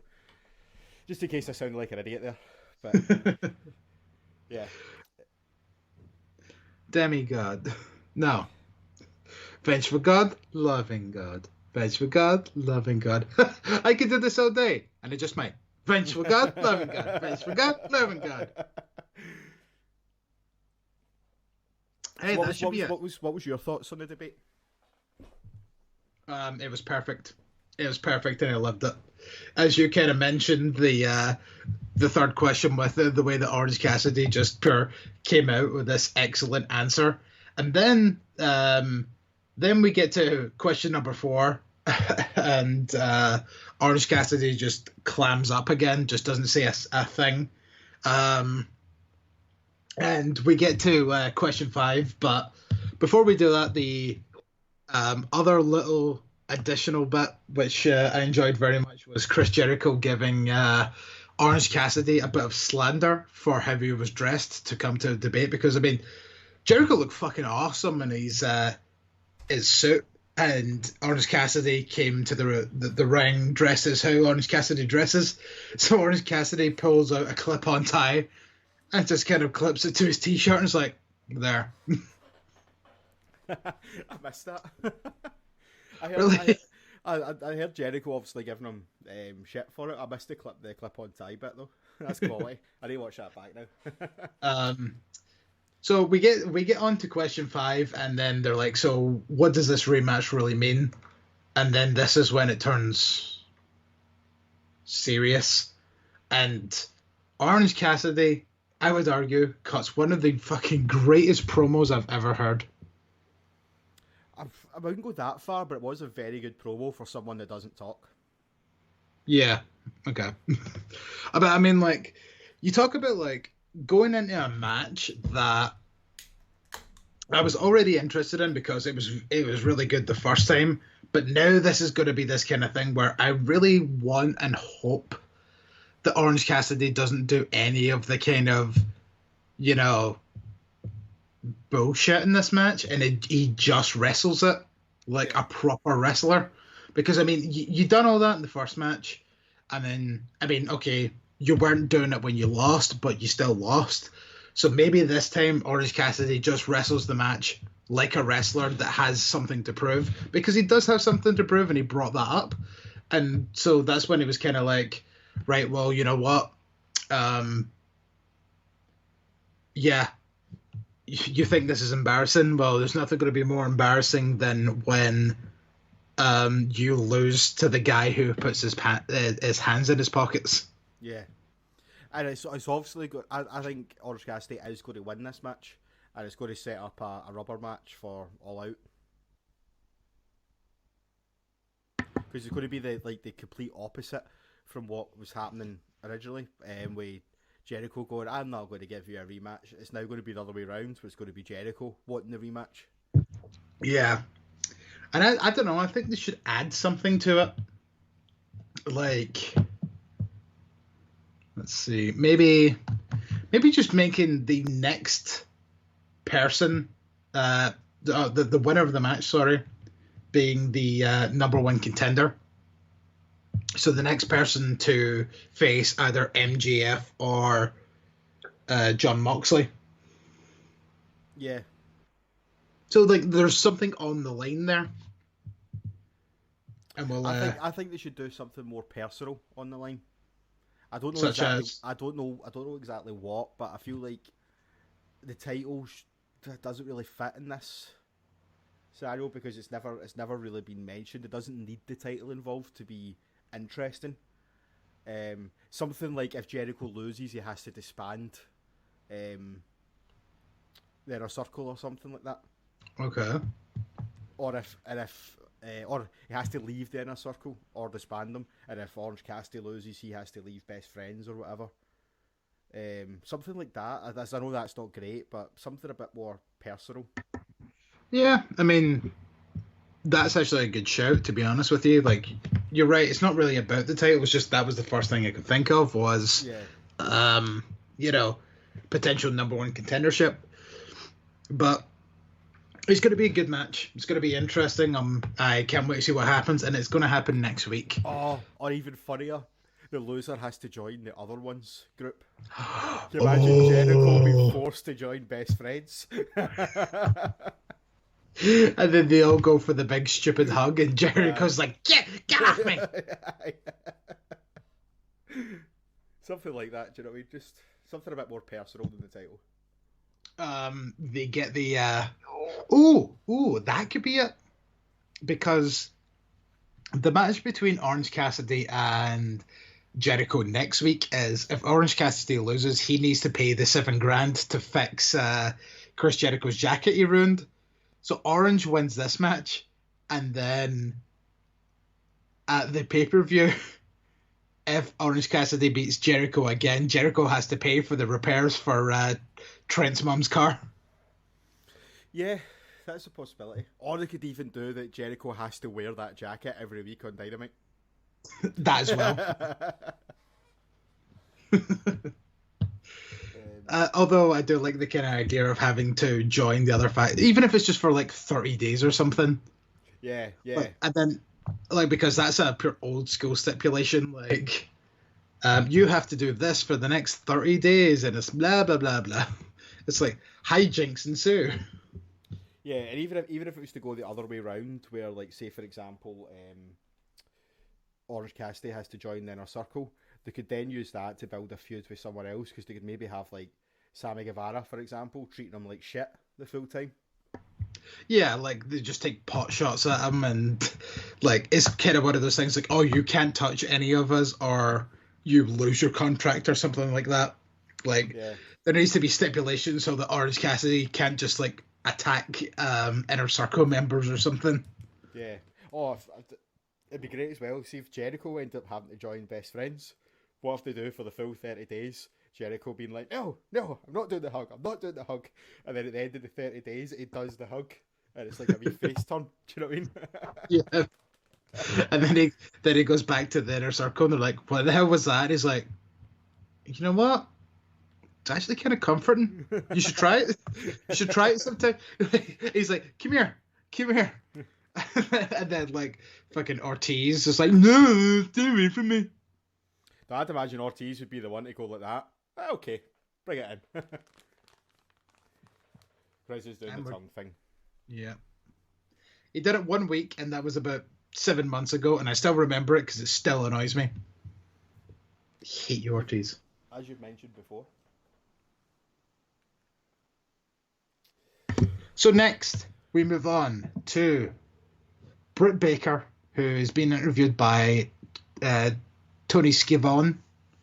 Oh God, what's he call him? It's not. Never mind. It's Tony Schiavone. Schiavone, that was it. Jericho used to call him that. Who was interviewing Britt Baker, and as Britt said the other week, oh yeah, if you want me in a match at All Out, you have to go through my hand-picked opponent. And so she picks Reba. Much to Reba's dissatisfaction, shall we say. Yeah. Do you know, this match was so short, I didn't even see it. You know what? Neither did I. Like, I was finishing off a spreadsheet, and like I was on my back to the TV, so I could hear it. I heard everything that happened, but I didn't actually see it. Yeah. Well, yeah, you're right. It didn't last long, and because like Rebel hasn't been an active wrestler for a little while now. I don't know if it's just through choice or not getting booked. I mean, she wasn't the worst wrestler in the world, but she was by far not the greatest either. Mm-hmm. So they kind of played it off as like, well, Reba is she is a trained professional wrestler. She's not done it in a while, but like she can go. It's just kind of one of these things where like I think they kind of equated it to like ring rust or something. Yeah. Which is feasible if you hadn't. Which is absolutely a legitimate argument. Like ring rust is a very severe thing in amongst wrestlers. Yeah. Just to watch the Edge WWE 24 documentary. Yeah. Where he talks about getting his calluses back, his ring callus back. Which is like... is that the rubbing off the ropes and stuff? Yeah, like the best example from it, is like a guitar player. Like a guitar player's fingertips, the skin is hard on them, so it gets calloused off the strings.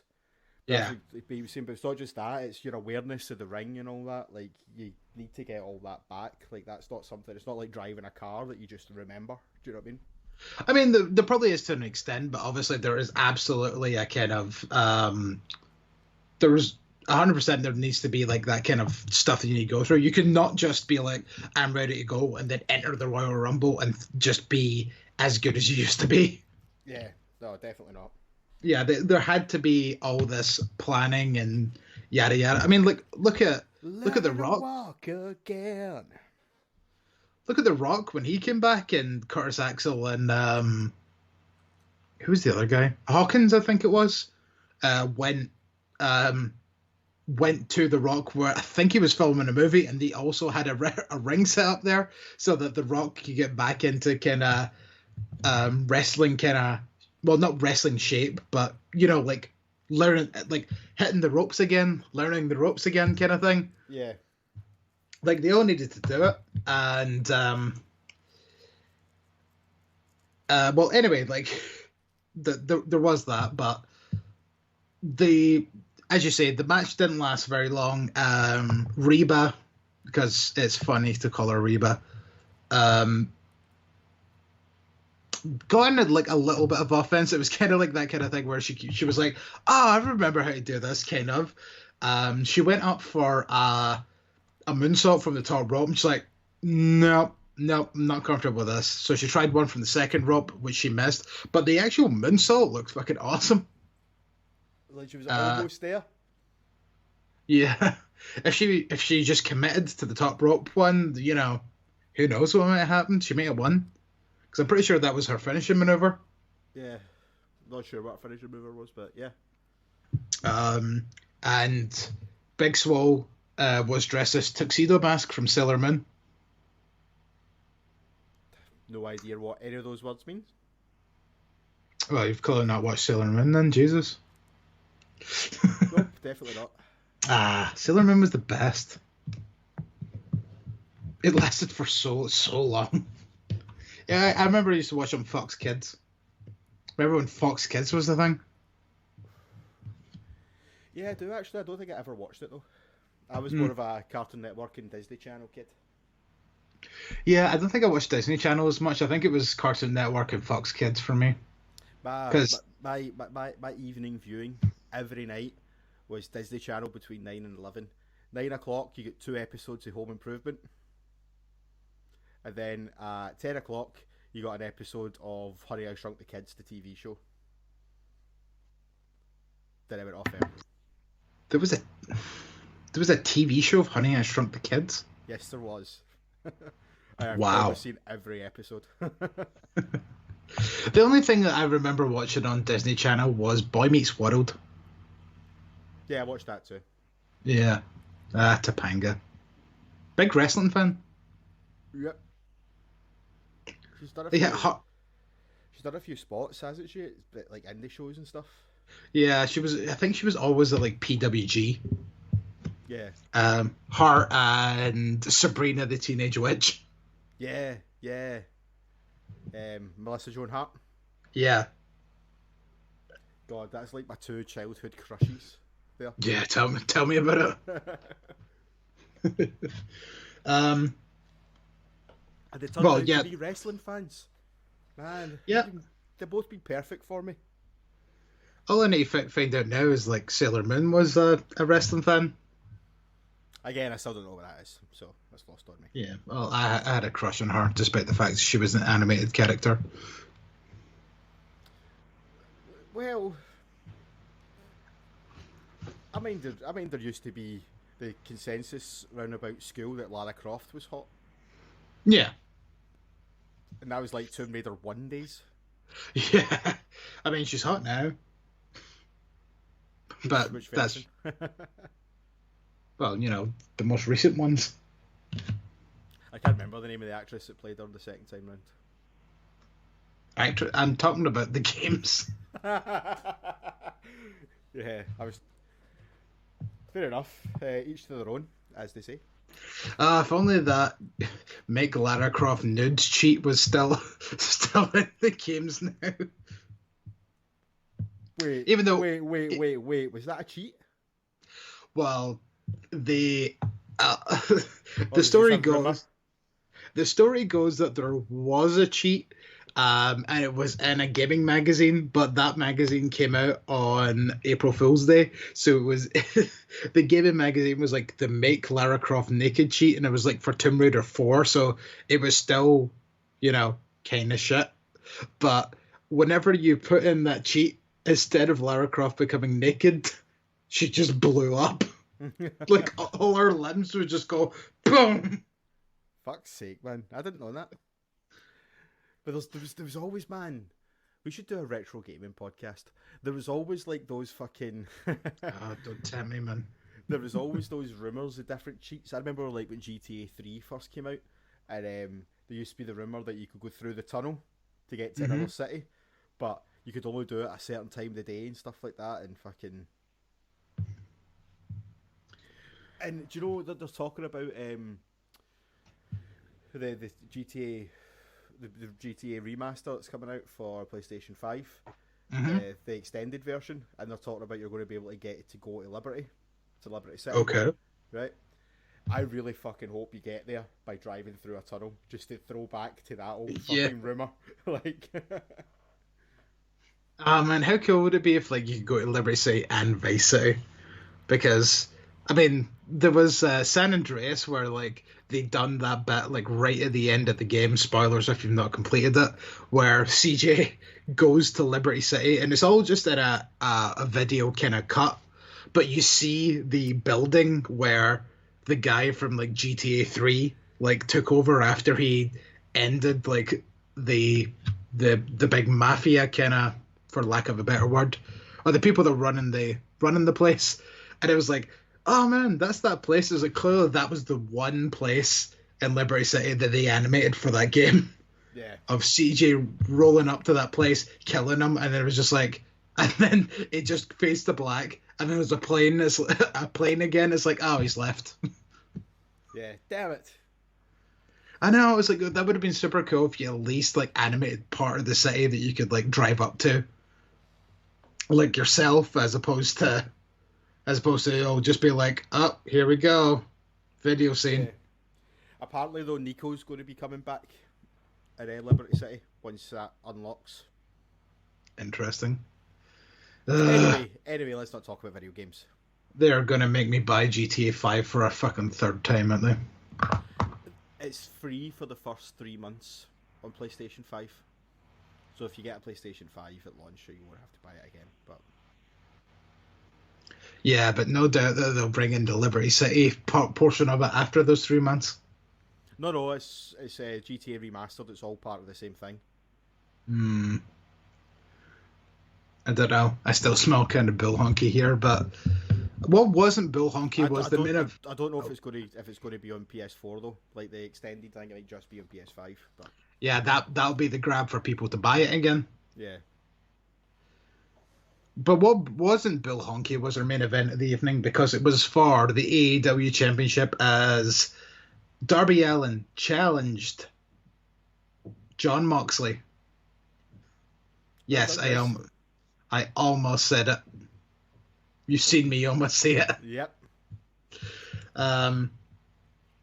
But this was a fun little match. One of the other little things that was in MJF's promo that we forgot to mention earlier was he was like, "Oh yeah, I'm gonna become the AEW champion at All Out," and the cameraman sort of was like, "Yeah, but what if Darby Allin wins tonight?" And MJF was like, "Oh no, that 120-pound little emo kid, I'll be so afraid to face him at All Out."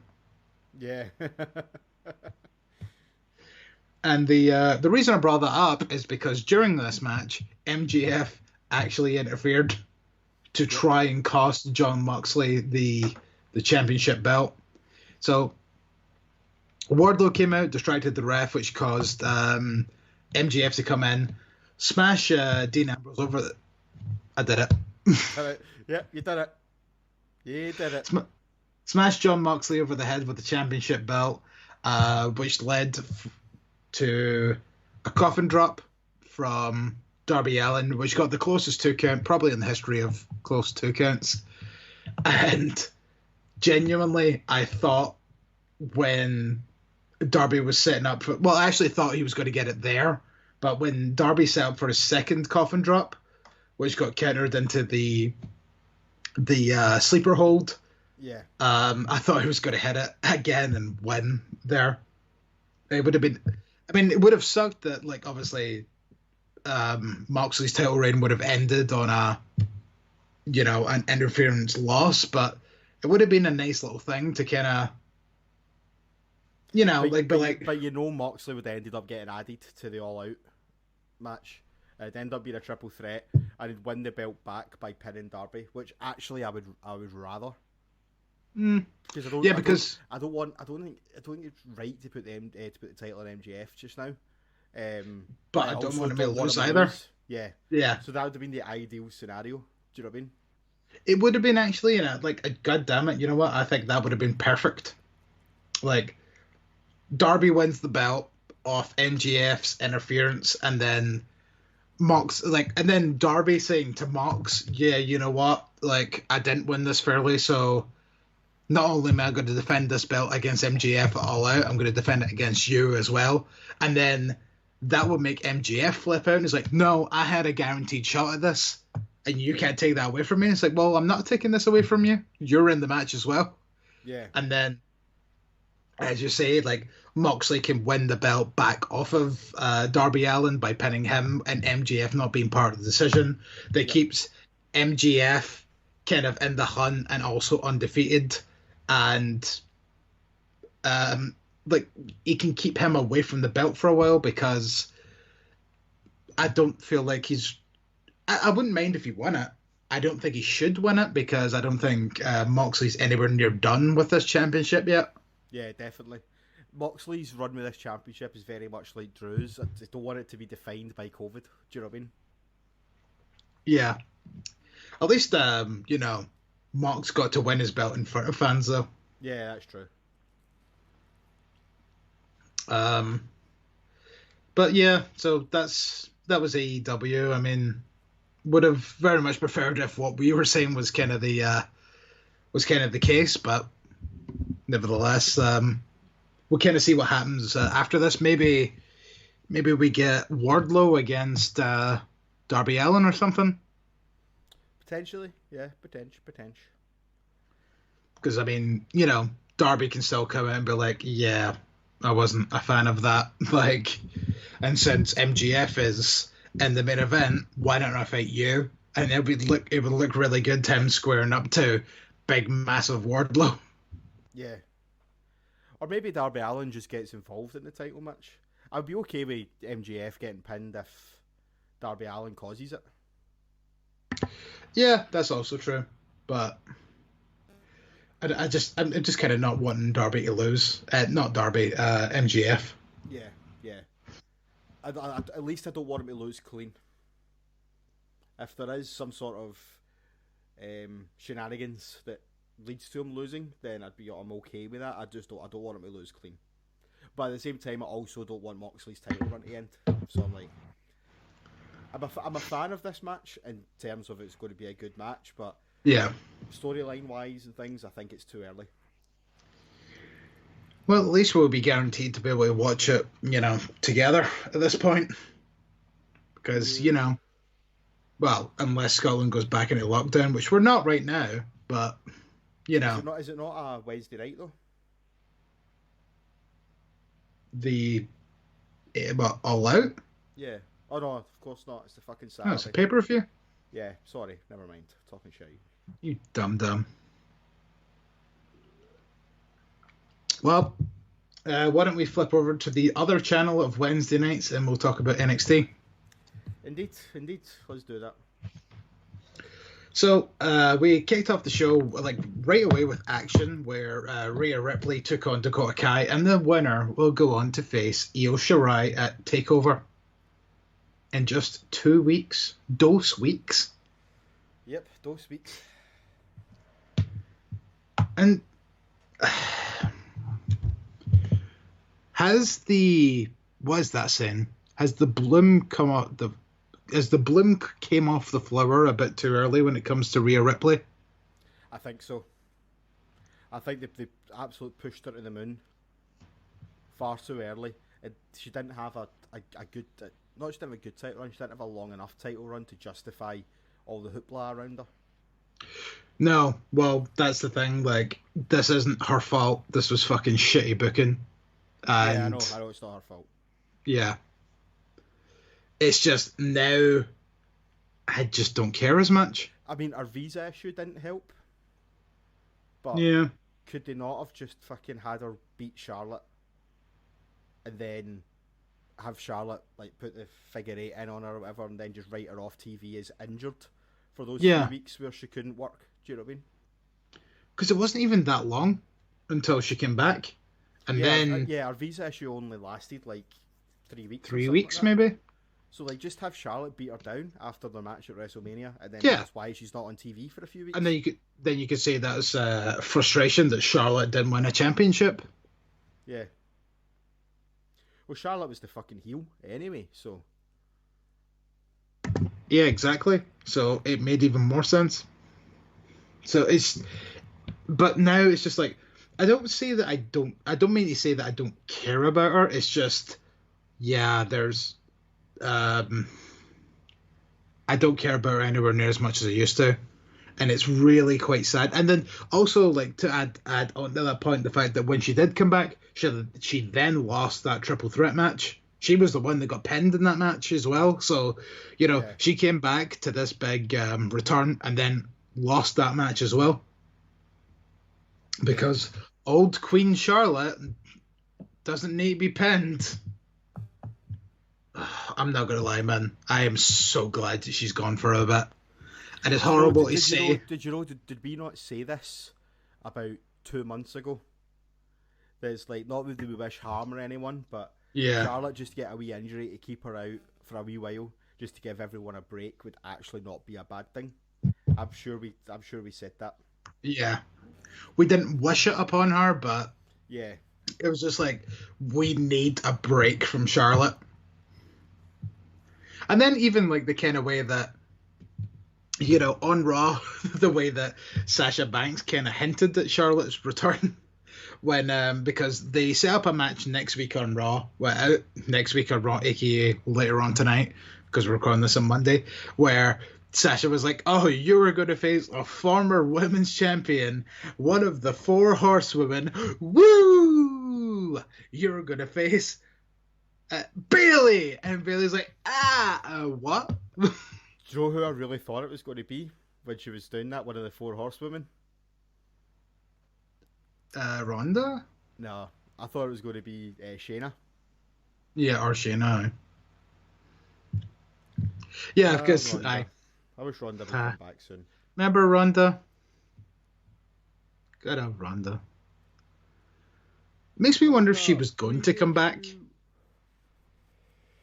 I think she will come back. But I feel like she was going to come back if this whole Rona wasn't a thing. Oh yeah, no, definitely, because they were definitely starting to build to something with those interviews she was doing, where she was like calling out all the wrestlers and stuff like that. Do you know what I mean? Mm-hmm. I think it's almost a cert the 4 horsewomen match would have happened at SummerSlam. Well, there's still Survivor Series. Survivor Series kind of makes sense for that type of match, but because it could be a Survivor Series match, although it's not 5, it's 4, but they could just conveniently forget that.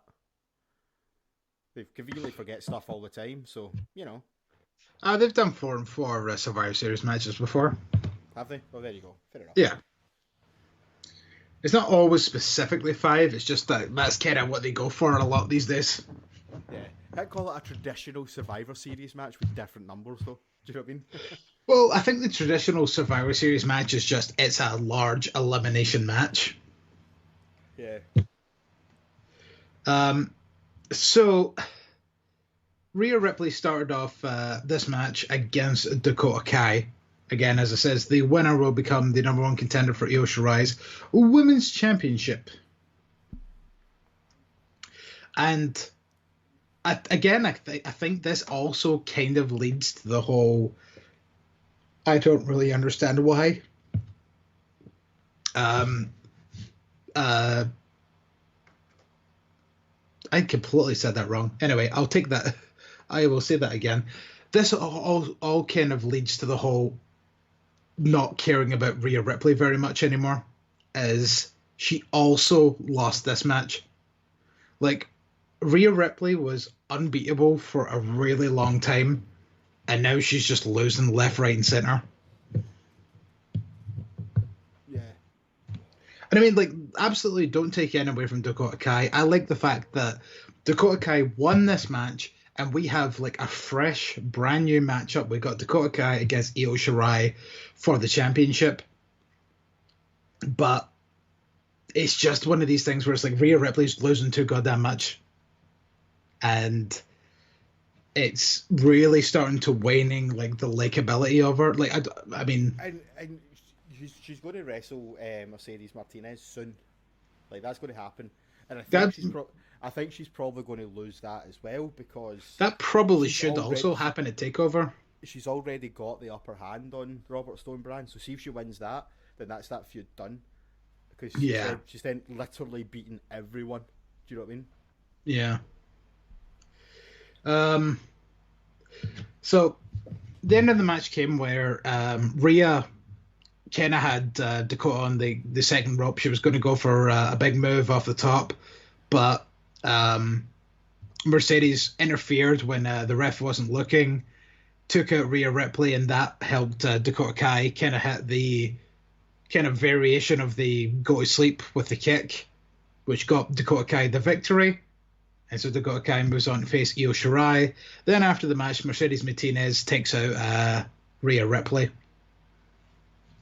And I mean, this does seem like a fun match, and I do think it is too early to beat Mercedes Martinez now that she's just kind of joined the Robert Stone brand, but isn't, like, she's affiliated, but not a part of it, if you would ask her. Yeah.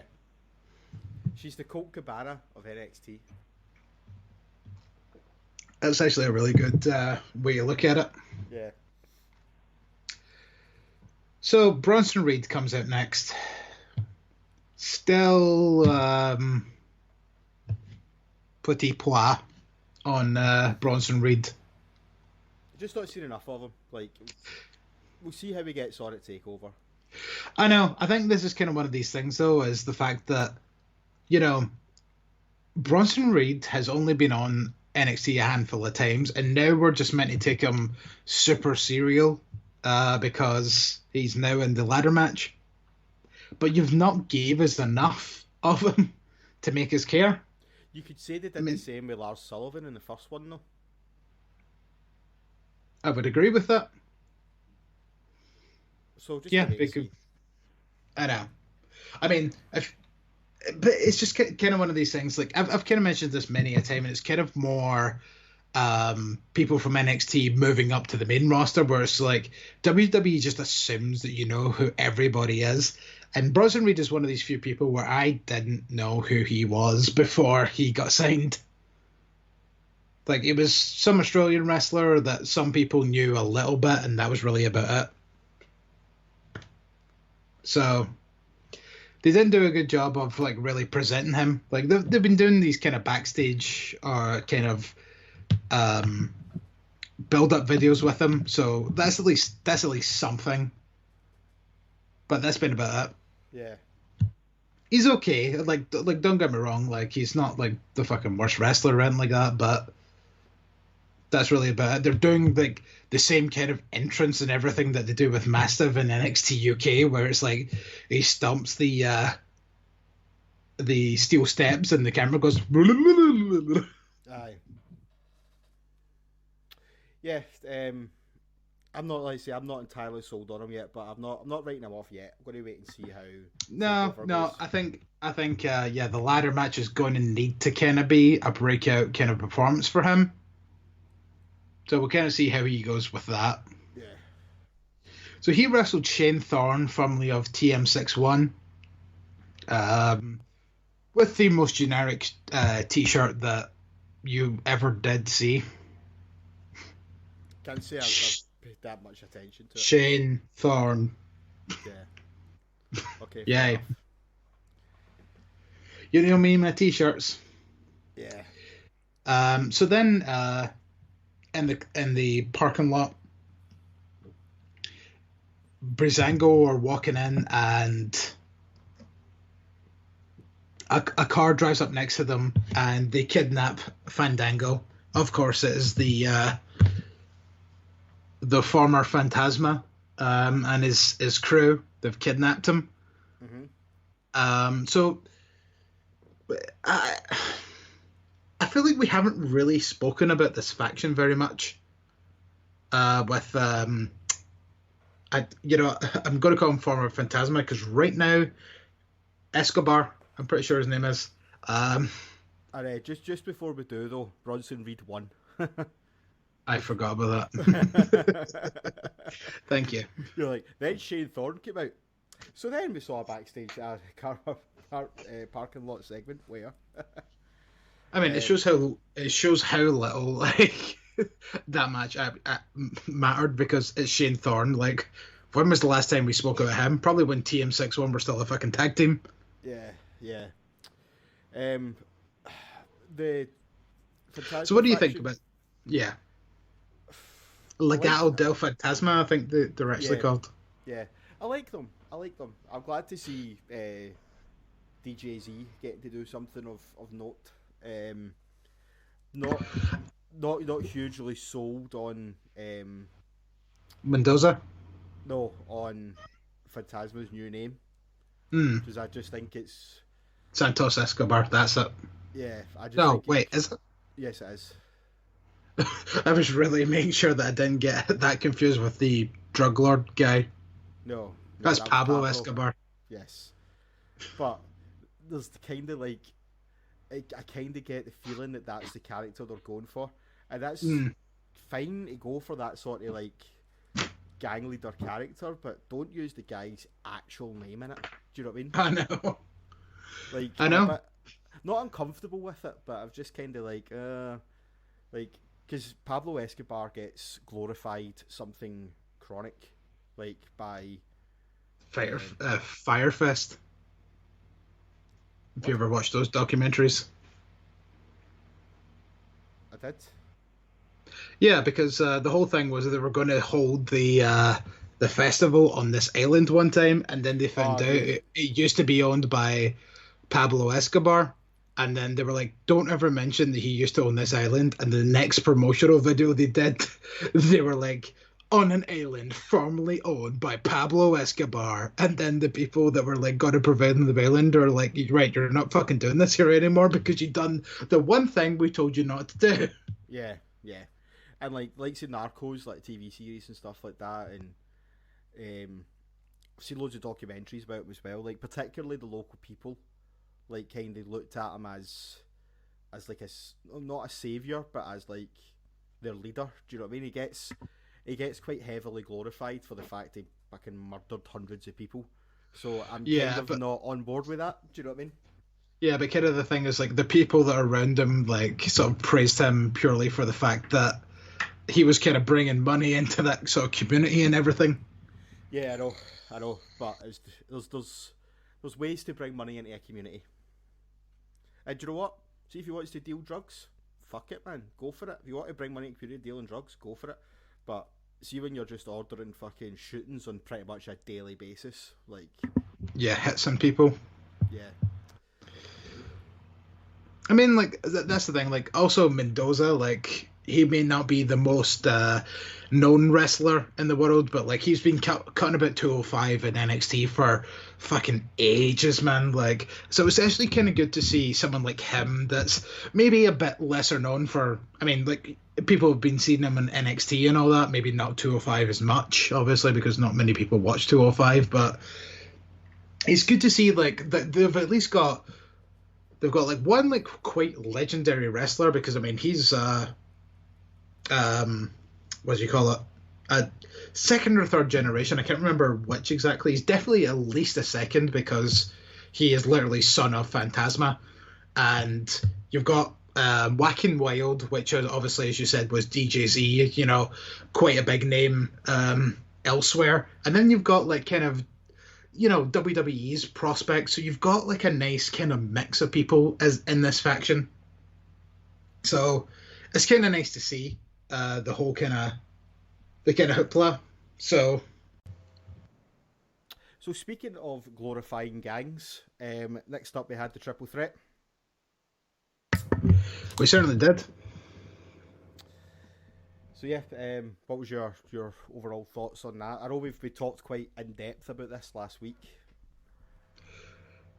So the gangs reference you're making is the debuting Rich Holland, who is kind of, his gimmick is he's from Peaky Blinders, as you kind of mentioned earlier on, off mic obviously before we started, because I've never seen Peaky Blinders in my life and I don't understand what that show's about, so, you know. Yeah, I've only ever seen 2 episodes, and I didn't like it, so I have not watched anymore. I may give it a try again, though, but for the moment, no. The other 2 participants in that match were Oney Lorcan and Damian Priest. But before we get into the match very quickly, they did bring up that Dexter Lumis is actually injured. He injured himself during his triple threat match the other week, and now he is out of the ladder match. So what they're going to do is they've got the first 2. Can I just say? Yes. I kind of called this. When we were discussing whether or not they'd have like a second chance sort of match. Yeah. And I was like, what if they done it with all the participants that didn't lose? They like were involved in the decision. Yeah, because they love to do stuff like this. See, any time that's like, I mean, they done this for the women's ladder match. That was the build up to not the last takeover, but the one before that. The one that was meant to happen before WrestleMania, before COVID struck and NXT had to be cancelled. They done the same thing. So like, yeah, they love a second chance match. So now that Dexter Lumis has been taken out, what they're going to do is the 4 participants that were in the triple threat matches that didn't get pinned, being Gargano, Balor, who the fuck did Damian Priest pin? I think Ridge Holland would be the one that would advance from that. Because I'm pretty sure Damian Priest pinned Oney Lorcan.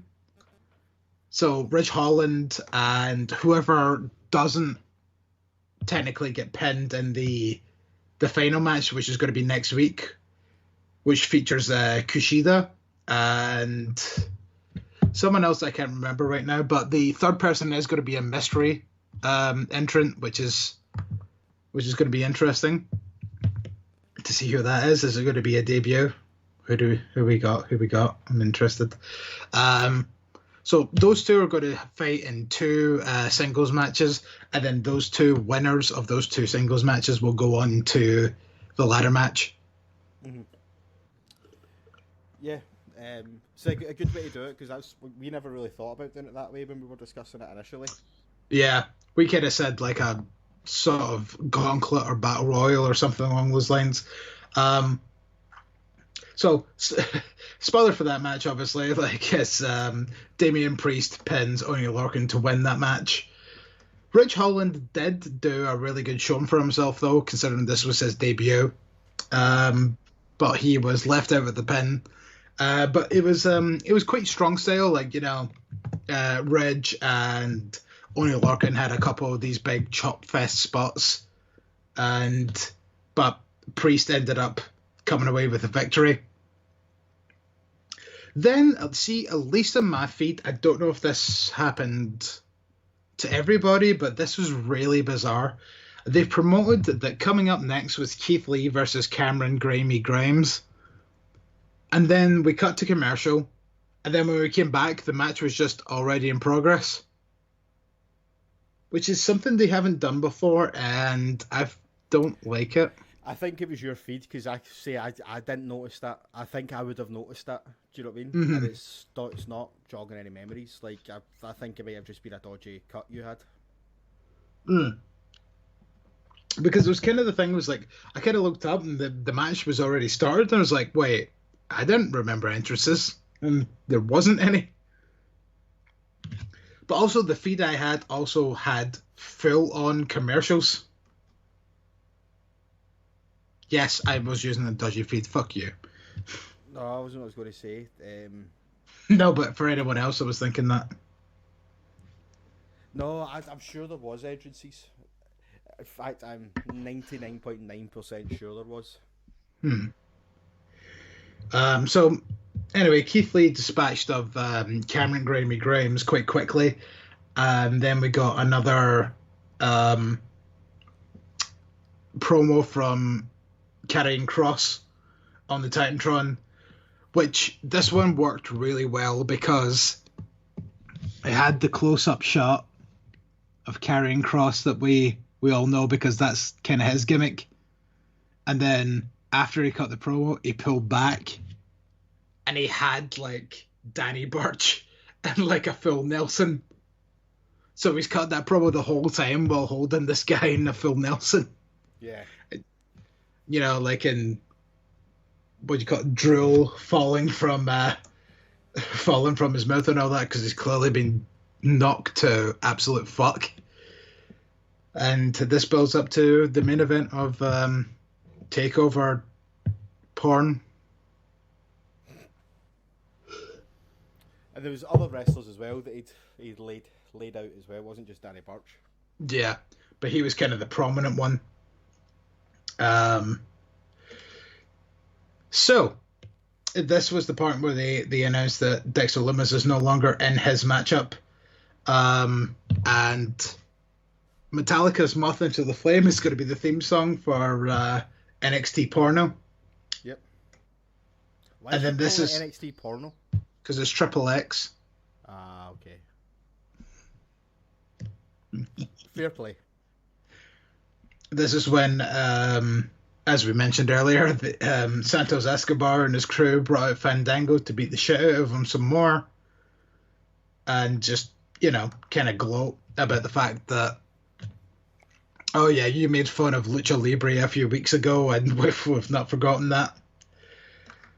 Then we get on to Tegan Knox, who went one-on-one with Indy Hartwell, but the key for this match was the fact that Pat McAfee has joined the commentary team of, you know, Tom Phillips, because Beth Phoenix and the other guy are still sitting at home. Yeah. I didn't realise they were actually at home doing that. I thought they were just socially distant in the... Oh man, like after like the last takeover, there was shots of Morrow like sitting on his couch with his headset on, being like, like how he loves to be, like, Fair very enough. Can't say over the top. didn't know that. That's actually quite good production. Fair play, WWE on that one. Eagle eyes. Yep. Yep. I just assumed they were sitting socially distant from each other. Do you know what I mean? I mean, that's kind of what they're like at UFC. Yeah. They're kind of like dotted around the arena, and they talk to each other on like a split screen, like you're playing like fucking Mario Kart or something. Yeah. So needless to say, this match didn't last very long. With Indy Hartwell doing a decent showing for herself for being kind of newer wrestler in the roster, but Tegan Knox really needed a victory. She beat Shotzi Blackheart, you know. She sure did, and speaking of things that make me sad, Pat McAfee was in commentary. Yes, that was. Yes. So, I mean, I don't know. I don't get him. I just don't get Pat McAfee. Yeah, me neither. However, we'll get into it in a minute, but talk about someone like me that is not interested in this guy and then turning into, okay, I'm interested in this was the last segment of the night. So we get told that Cameron Grimes, Kushida, and a mystery man will be in a triple threat next week to determine the last official spot in the ladder match, and then we have those two singles matches we mentioned earlier. Then we're going to have Damian Priest against Thick Boy, and then we're going to have Karrion Kross against Danny Burch, all set for next week. But it's main event time, where the tag team titles are on the line as Imperium defend against the Undisputed Era. Yep, Imperium won. We don't really need to talk too much about that because that's not the point of this main event. No, the whole point and the main talking point is the end of it. Whereas throughout the match, Pat McAfee, who decided to stay out on commentary, started giving all the hoopla about Adam Cole, who was recently on his show, and Pat McAfee called him short, and the whole reason that he was champion for as long as he was because of the Undisputed Era that offended Adam Cole. During the match, Adam Cole kind of turned around and was like, right, you're going to need to shut your fucking goddamn mouth because you're pissing me off now. And then he sort of laid off for a second, made another comment which got Adam Cole to come back. And because Adam Cole and Pat McAfee were arguing for as long as they were, that distracted the Undisputed Era, which caused Imperium to get the victory. And then Adam Cole got in the face of Pat McAfee, threw water over him, and this started this big brawl, essentially. Like the security were trying to hold them back, and then they were trying to get rid of Pat McAfee. He started to walk away. He came back. He said something about like, "Oh, you're a tiny little like gnome or something like a dwarf or elf." Yeah, it was elf. I'm sure it was elf. Elf. An angry little elf, I think it was. Yeah, that something along those lines. That pissed off Adam Cole. He tried to crawl over the announce table, and then Pat McAfee comes in with a fucking punt to the face, and Pat McAfee, I'm pretty sure, was a former like American football player. I think he was specifically a punter. Yeah, he was a kicker. Yeah. From what I hear. So you know what? You punt a guy in the fucking face, he's going to go out. Yeah, especially exactly what Adam Cole did. Especially the way that Adam Cole was kind of hanging. And then for added effect, Triple H literally pushing fucking Pat McAfee almost out of the arena. Just like, get the fuck out of here. Yeah. And we end NXT with Adam Cole unconscious and HBK asking for a doctor. Yeah. I've seen somewhere that apparently that Triple H reaction was like a genuine reaction because Pat McAfee didn't pull his punt. He followed like straight through with it. Oh. And like Triple H was like pissed off about it, and that's why that came across so well, because he was legitimately fucking raging at him. Yeah. I mean, I'm sure. I don't know. That's probably just fucking internet boohickey, but. I'm sure even if that was the case, Adam Cole would be like, fuck it, you know what? Like, I would have rather it been looking legit because then that builds to the match better. Yeah. Because this match is going to happen at TakeOver, and like, no fucking doubt about it. Well, it's official now. It's official now, yeah. So, as I kind of said, like, considering this is somebody that this fucking, like, weirdo that wears a suit but then shorts at fucking WrestleMania and all that kind of hoopla, like, the fact that, you know, he's going to be getting in the ring in a couple of weeks, like, I hate to say it, but colour me interested. I'm not. I'm just not. Like, I just don't... I hope I'm wrong, and I hope he actually turns out to be really good, but I think it's just a fucking ploy to take ratings off of the NBA, because I'm sure there'll be games in the NBA that Saturday night, so they've got like a well-known American football player wrestling to get that in the media and stuff like that, and try and take some viewers for the NBA. And Adam Cole's good, right? I'm not sure he's good enough to carry Pat McAfee. Unless it turns out that he is actually a shit hot wrestler, because like you said the other week, he has been training apparently. But, so I've heard. But like, man, you can't just be training for a short amount of time and then go into your first match with Adam Cole on pay-per-view. Like, the one thing I'm wanting to hope throughout all this is he's been training specifically with Adam Cole, and then maybe this may be a thing where, like, you know, they've Randy Savaged this match, and by that obviously I mean they have just worked the match over and over and over to, like, not miss a spot, and everything is choreographed to a T, so that Pat McAfee looks good and Adam Cole is, you know, going to be safe in the match. Yeah. And Pat McAfee, obviously, like, Jesus, like, I don't really like the guy that much, but, like, I'm not saying that I want him hurt or anything. Don't get me wrong. We'll see how it goes. I'm going to let it play out. Right now, I'm not convinced it's not going to be good. It might be great because Adam Cole kicks fuck out of him for 20 minutes. Mm-hmm.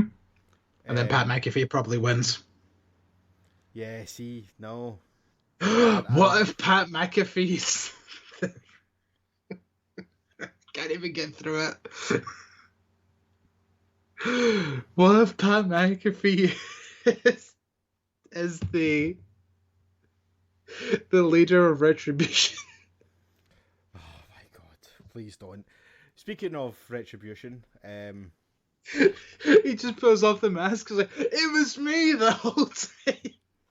It was me, Hunter. It was me all along, Hunter. Speaking of Retribution, it's about the only noteworthy thing from SmackDown. Well, yes, that and a very brief promo involving The Fiend. Yeah, so these are the only two bits of SmackDown that were worth talking about. Yeah, literally, like, you know, Big E's doing his singles run. We'll see how that goes over time, obviously. So last week on SmackDown, after the women's title match, The Fiend attacked and put the mandible claw, is that what he's calling it? Yeah. Yep. On Alexa Bliss. So this week, and again, another quite bizarre cut. The Fiend made his entrance, theme music and all, stood in the middle of the ring, and then we cut to commercial. When we cut back, Alexa Bliss was just in the middle of the ring for no... so confused by that. Still wearing the same gear from last week as well, funnily enough.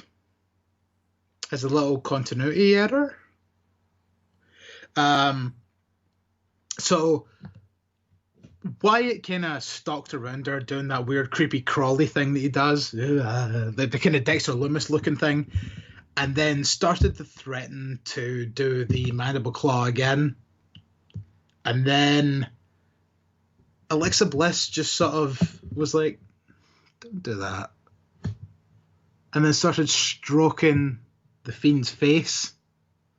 Like, just like, it's okay. It's okay. It's okay. And then Fiend was like, what the fuck was that? Don't get that. I've got an erection now. Can't be angry with an erection. Can't get an erection with these pants on. Well, I know.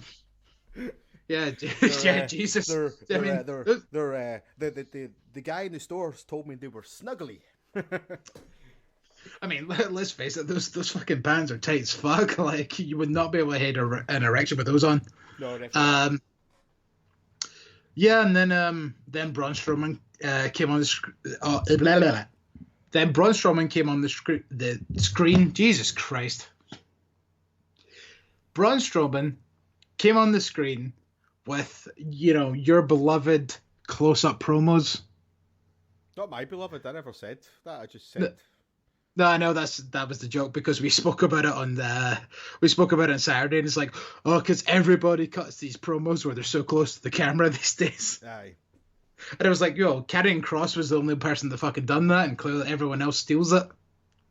Yeah. So, why don't you give us a quick rundown on what Strowman said? So basically, Braun said that. Sorry. Is it a ghost? Did you see a ghost? It's not a ghost, but I thought my fucking whole light went on and off again. Oh, not this again. Yeah, it's happened before. Never mind. It's not a ghost, but it's distracting when it happens. So apologies. So yeah, Braun Strowman said that he went into the swamp fight with basically two goals in mind: either to come out as the scariest man that ever walked the earth or something along those lines, or he was going in there to defeat the Fiend and move on. Obviously he didn't defeat Bray Wyatt, and then he references Alexa, and he says to Bray that he's doesn't really care that he's messing with Alexa, because I don't give a damn about Alexa. Yeah, because he's now the monster again.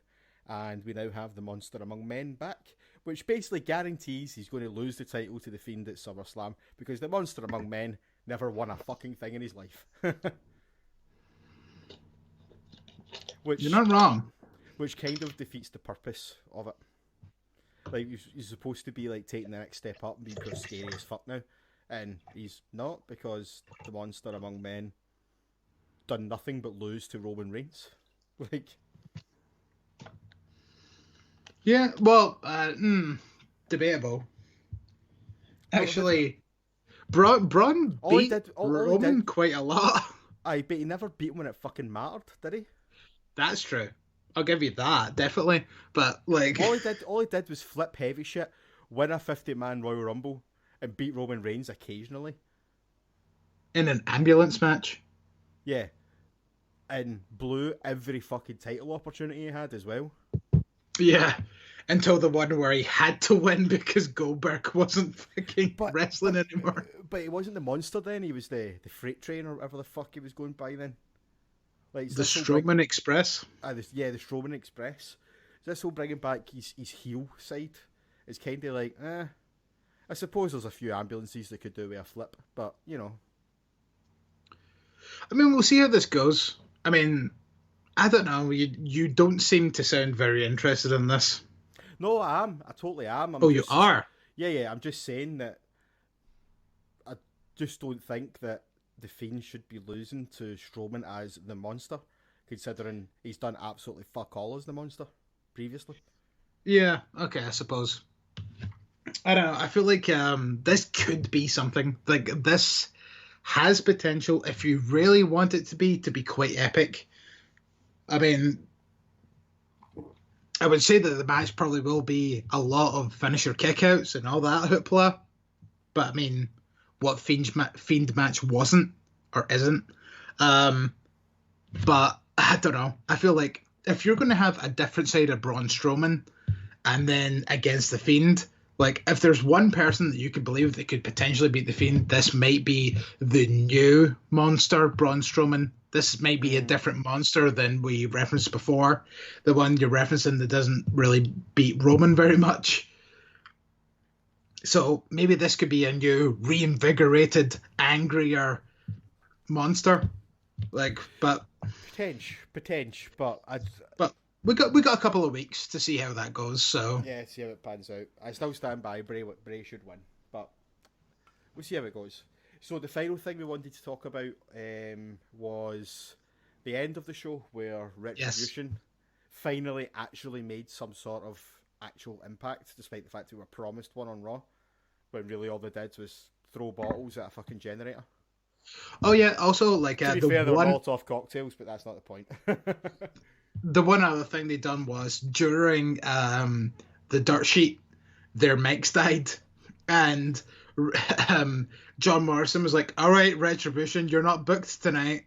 And then it's like, "Oh yeah." And then Miz was like, "Oh yeah, I thought they were on Raw." And then they had a good little hoopla about that because they love referencing things. So, the main event had just happened, and then all of a sudden, 5 people came to the ring, dressed all in black, had ski masks on, and they got in the ring. They all had baseball bats, and they started smashing up the place. They started racking up the place. Then one of them ran over to the camera guy and was like, "This is our place now. You should probably go home." And chased all the camera guys out. So the hard cam was kind of the only thing that they had that was kind of safe to record this.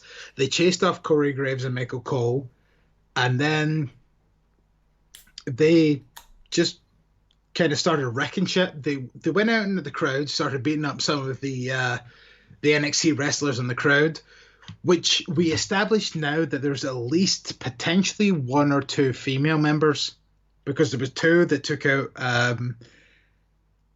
a woman in the crowd that may or may not have been Jessica Eliban. I watched it back again, still can't tell whether it is or not.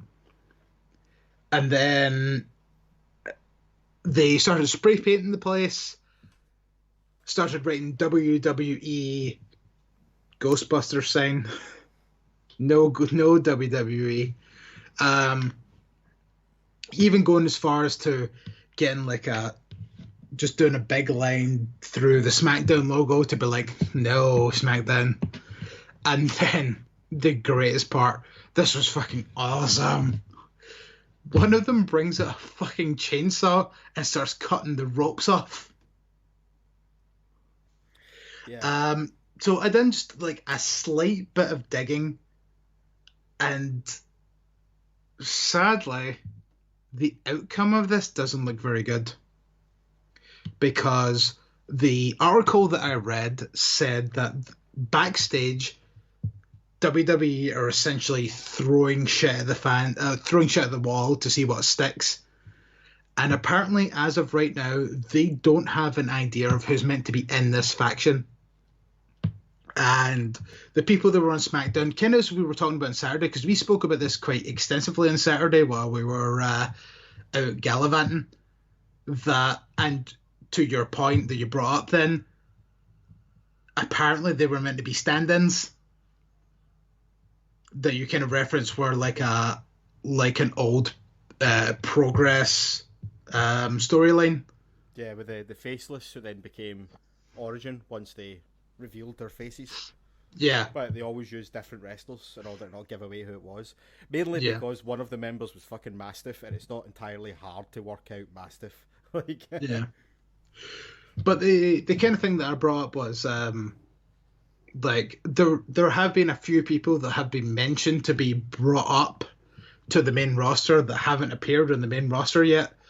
2 of them being females, and being Vanessa Bourne and Chelsea Green, and one of them being Donovan Dijakovic. So potentially, Dominic. You called him Donovan. Because that's his fucking Ring of Honor name. Yeah, I mean, to your point as well that you said on Saturday when we were discussing this, they're all quite small. It would be very silly if they were to suddenly have Dijakovic there as being one of the leaders, because he's a very tall man. For me, I think it might not be the wrestlers are going to go with that they used on SmackDown, but I think a faction could be at least two members. I think could be Tommaso Ciampa and Johnny Gargano. Yeah, I mean they were that sort of height. Yeah, but also like you also kind of mentioned that. I also heard a rumor as well. Well, it's not a rumor; it's just this guy's theory that I quite liked. And the leader of the faction was going to be Aleister Black. Yeah, because Aleister Black has changed his Twitter to being completely dark square as his profile photo. Yeah, as is Dijakovic. Yeah. So we don't really have, well, obviously considering the sort of thing that I've read, like there's not really many answers as to who or what this is going to be right now.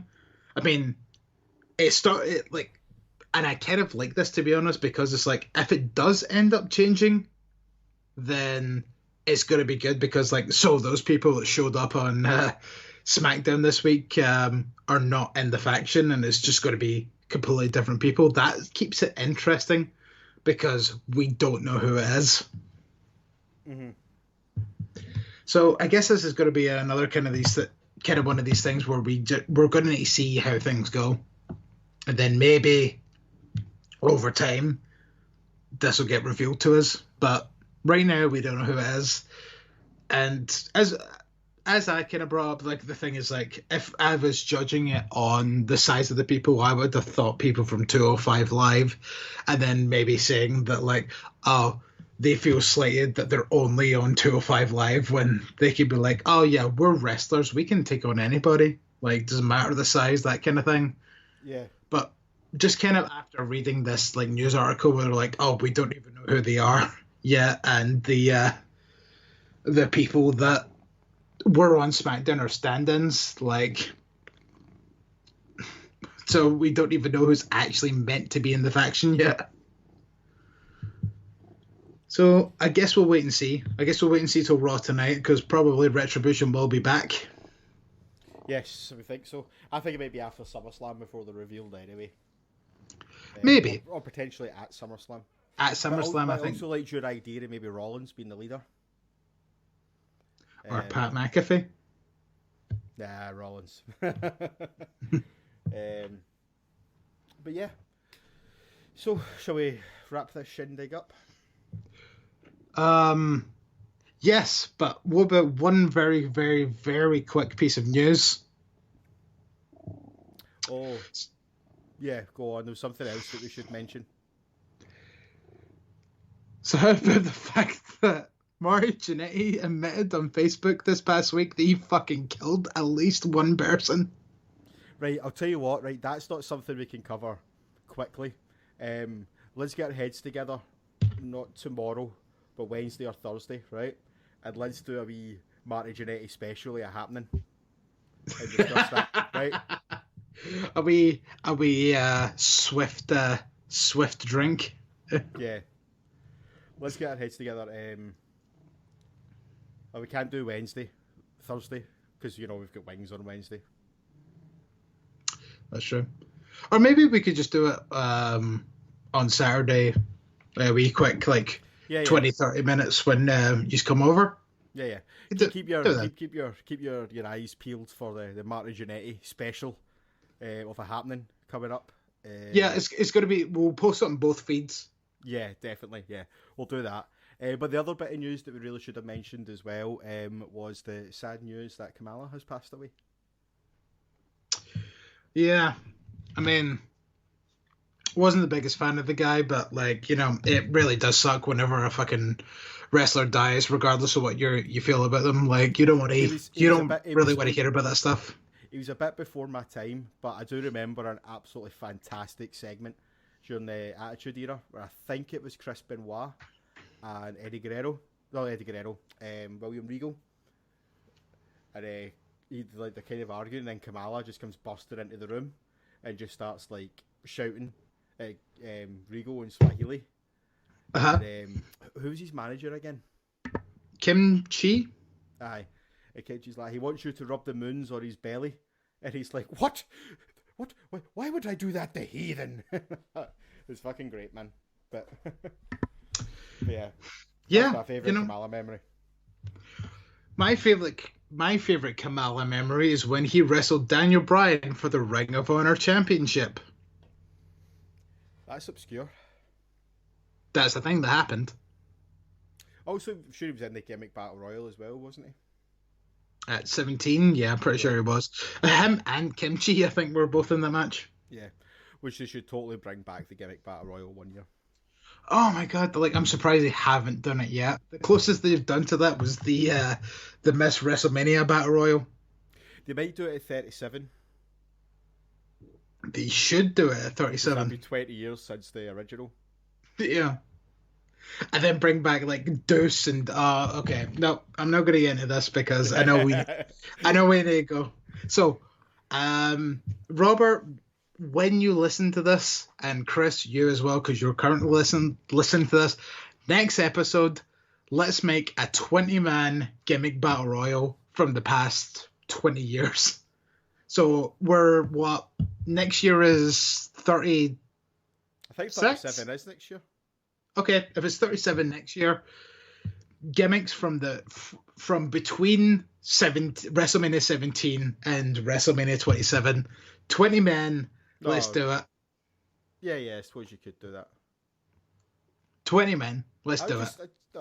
20 men from the last 20 years. Just leave it at that. That's what I'm saying. Yeah, we'll make a 20-man battle royal, and let's see which one's the most obscure and bizarre. Cool. Let's do it. So, on that note, I've been Chris Motherfucking Hughes. And if you at home that are listening want to make your own 20-man battle royal, post it on our Facebook, and we will read them live on the next episode. I have been the Griz. Oh. See you later. Remember, you can follow us on Twitter and Facebook at Heel Podcast.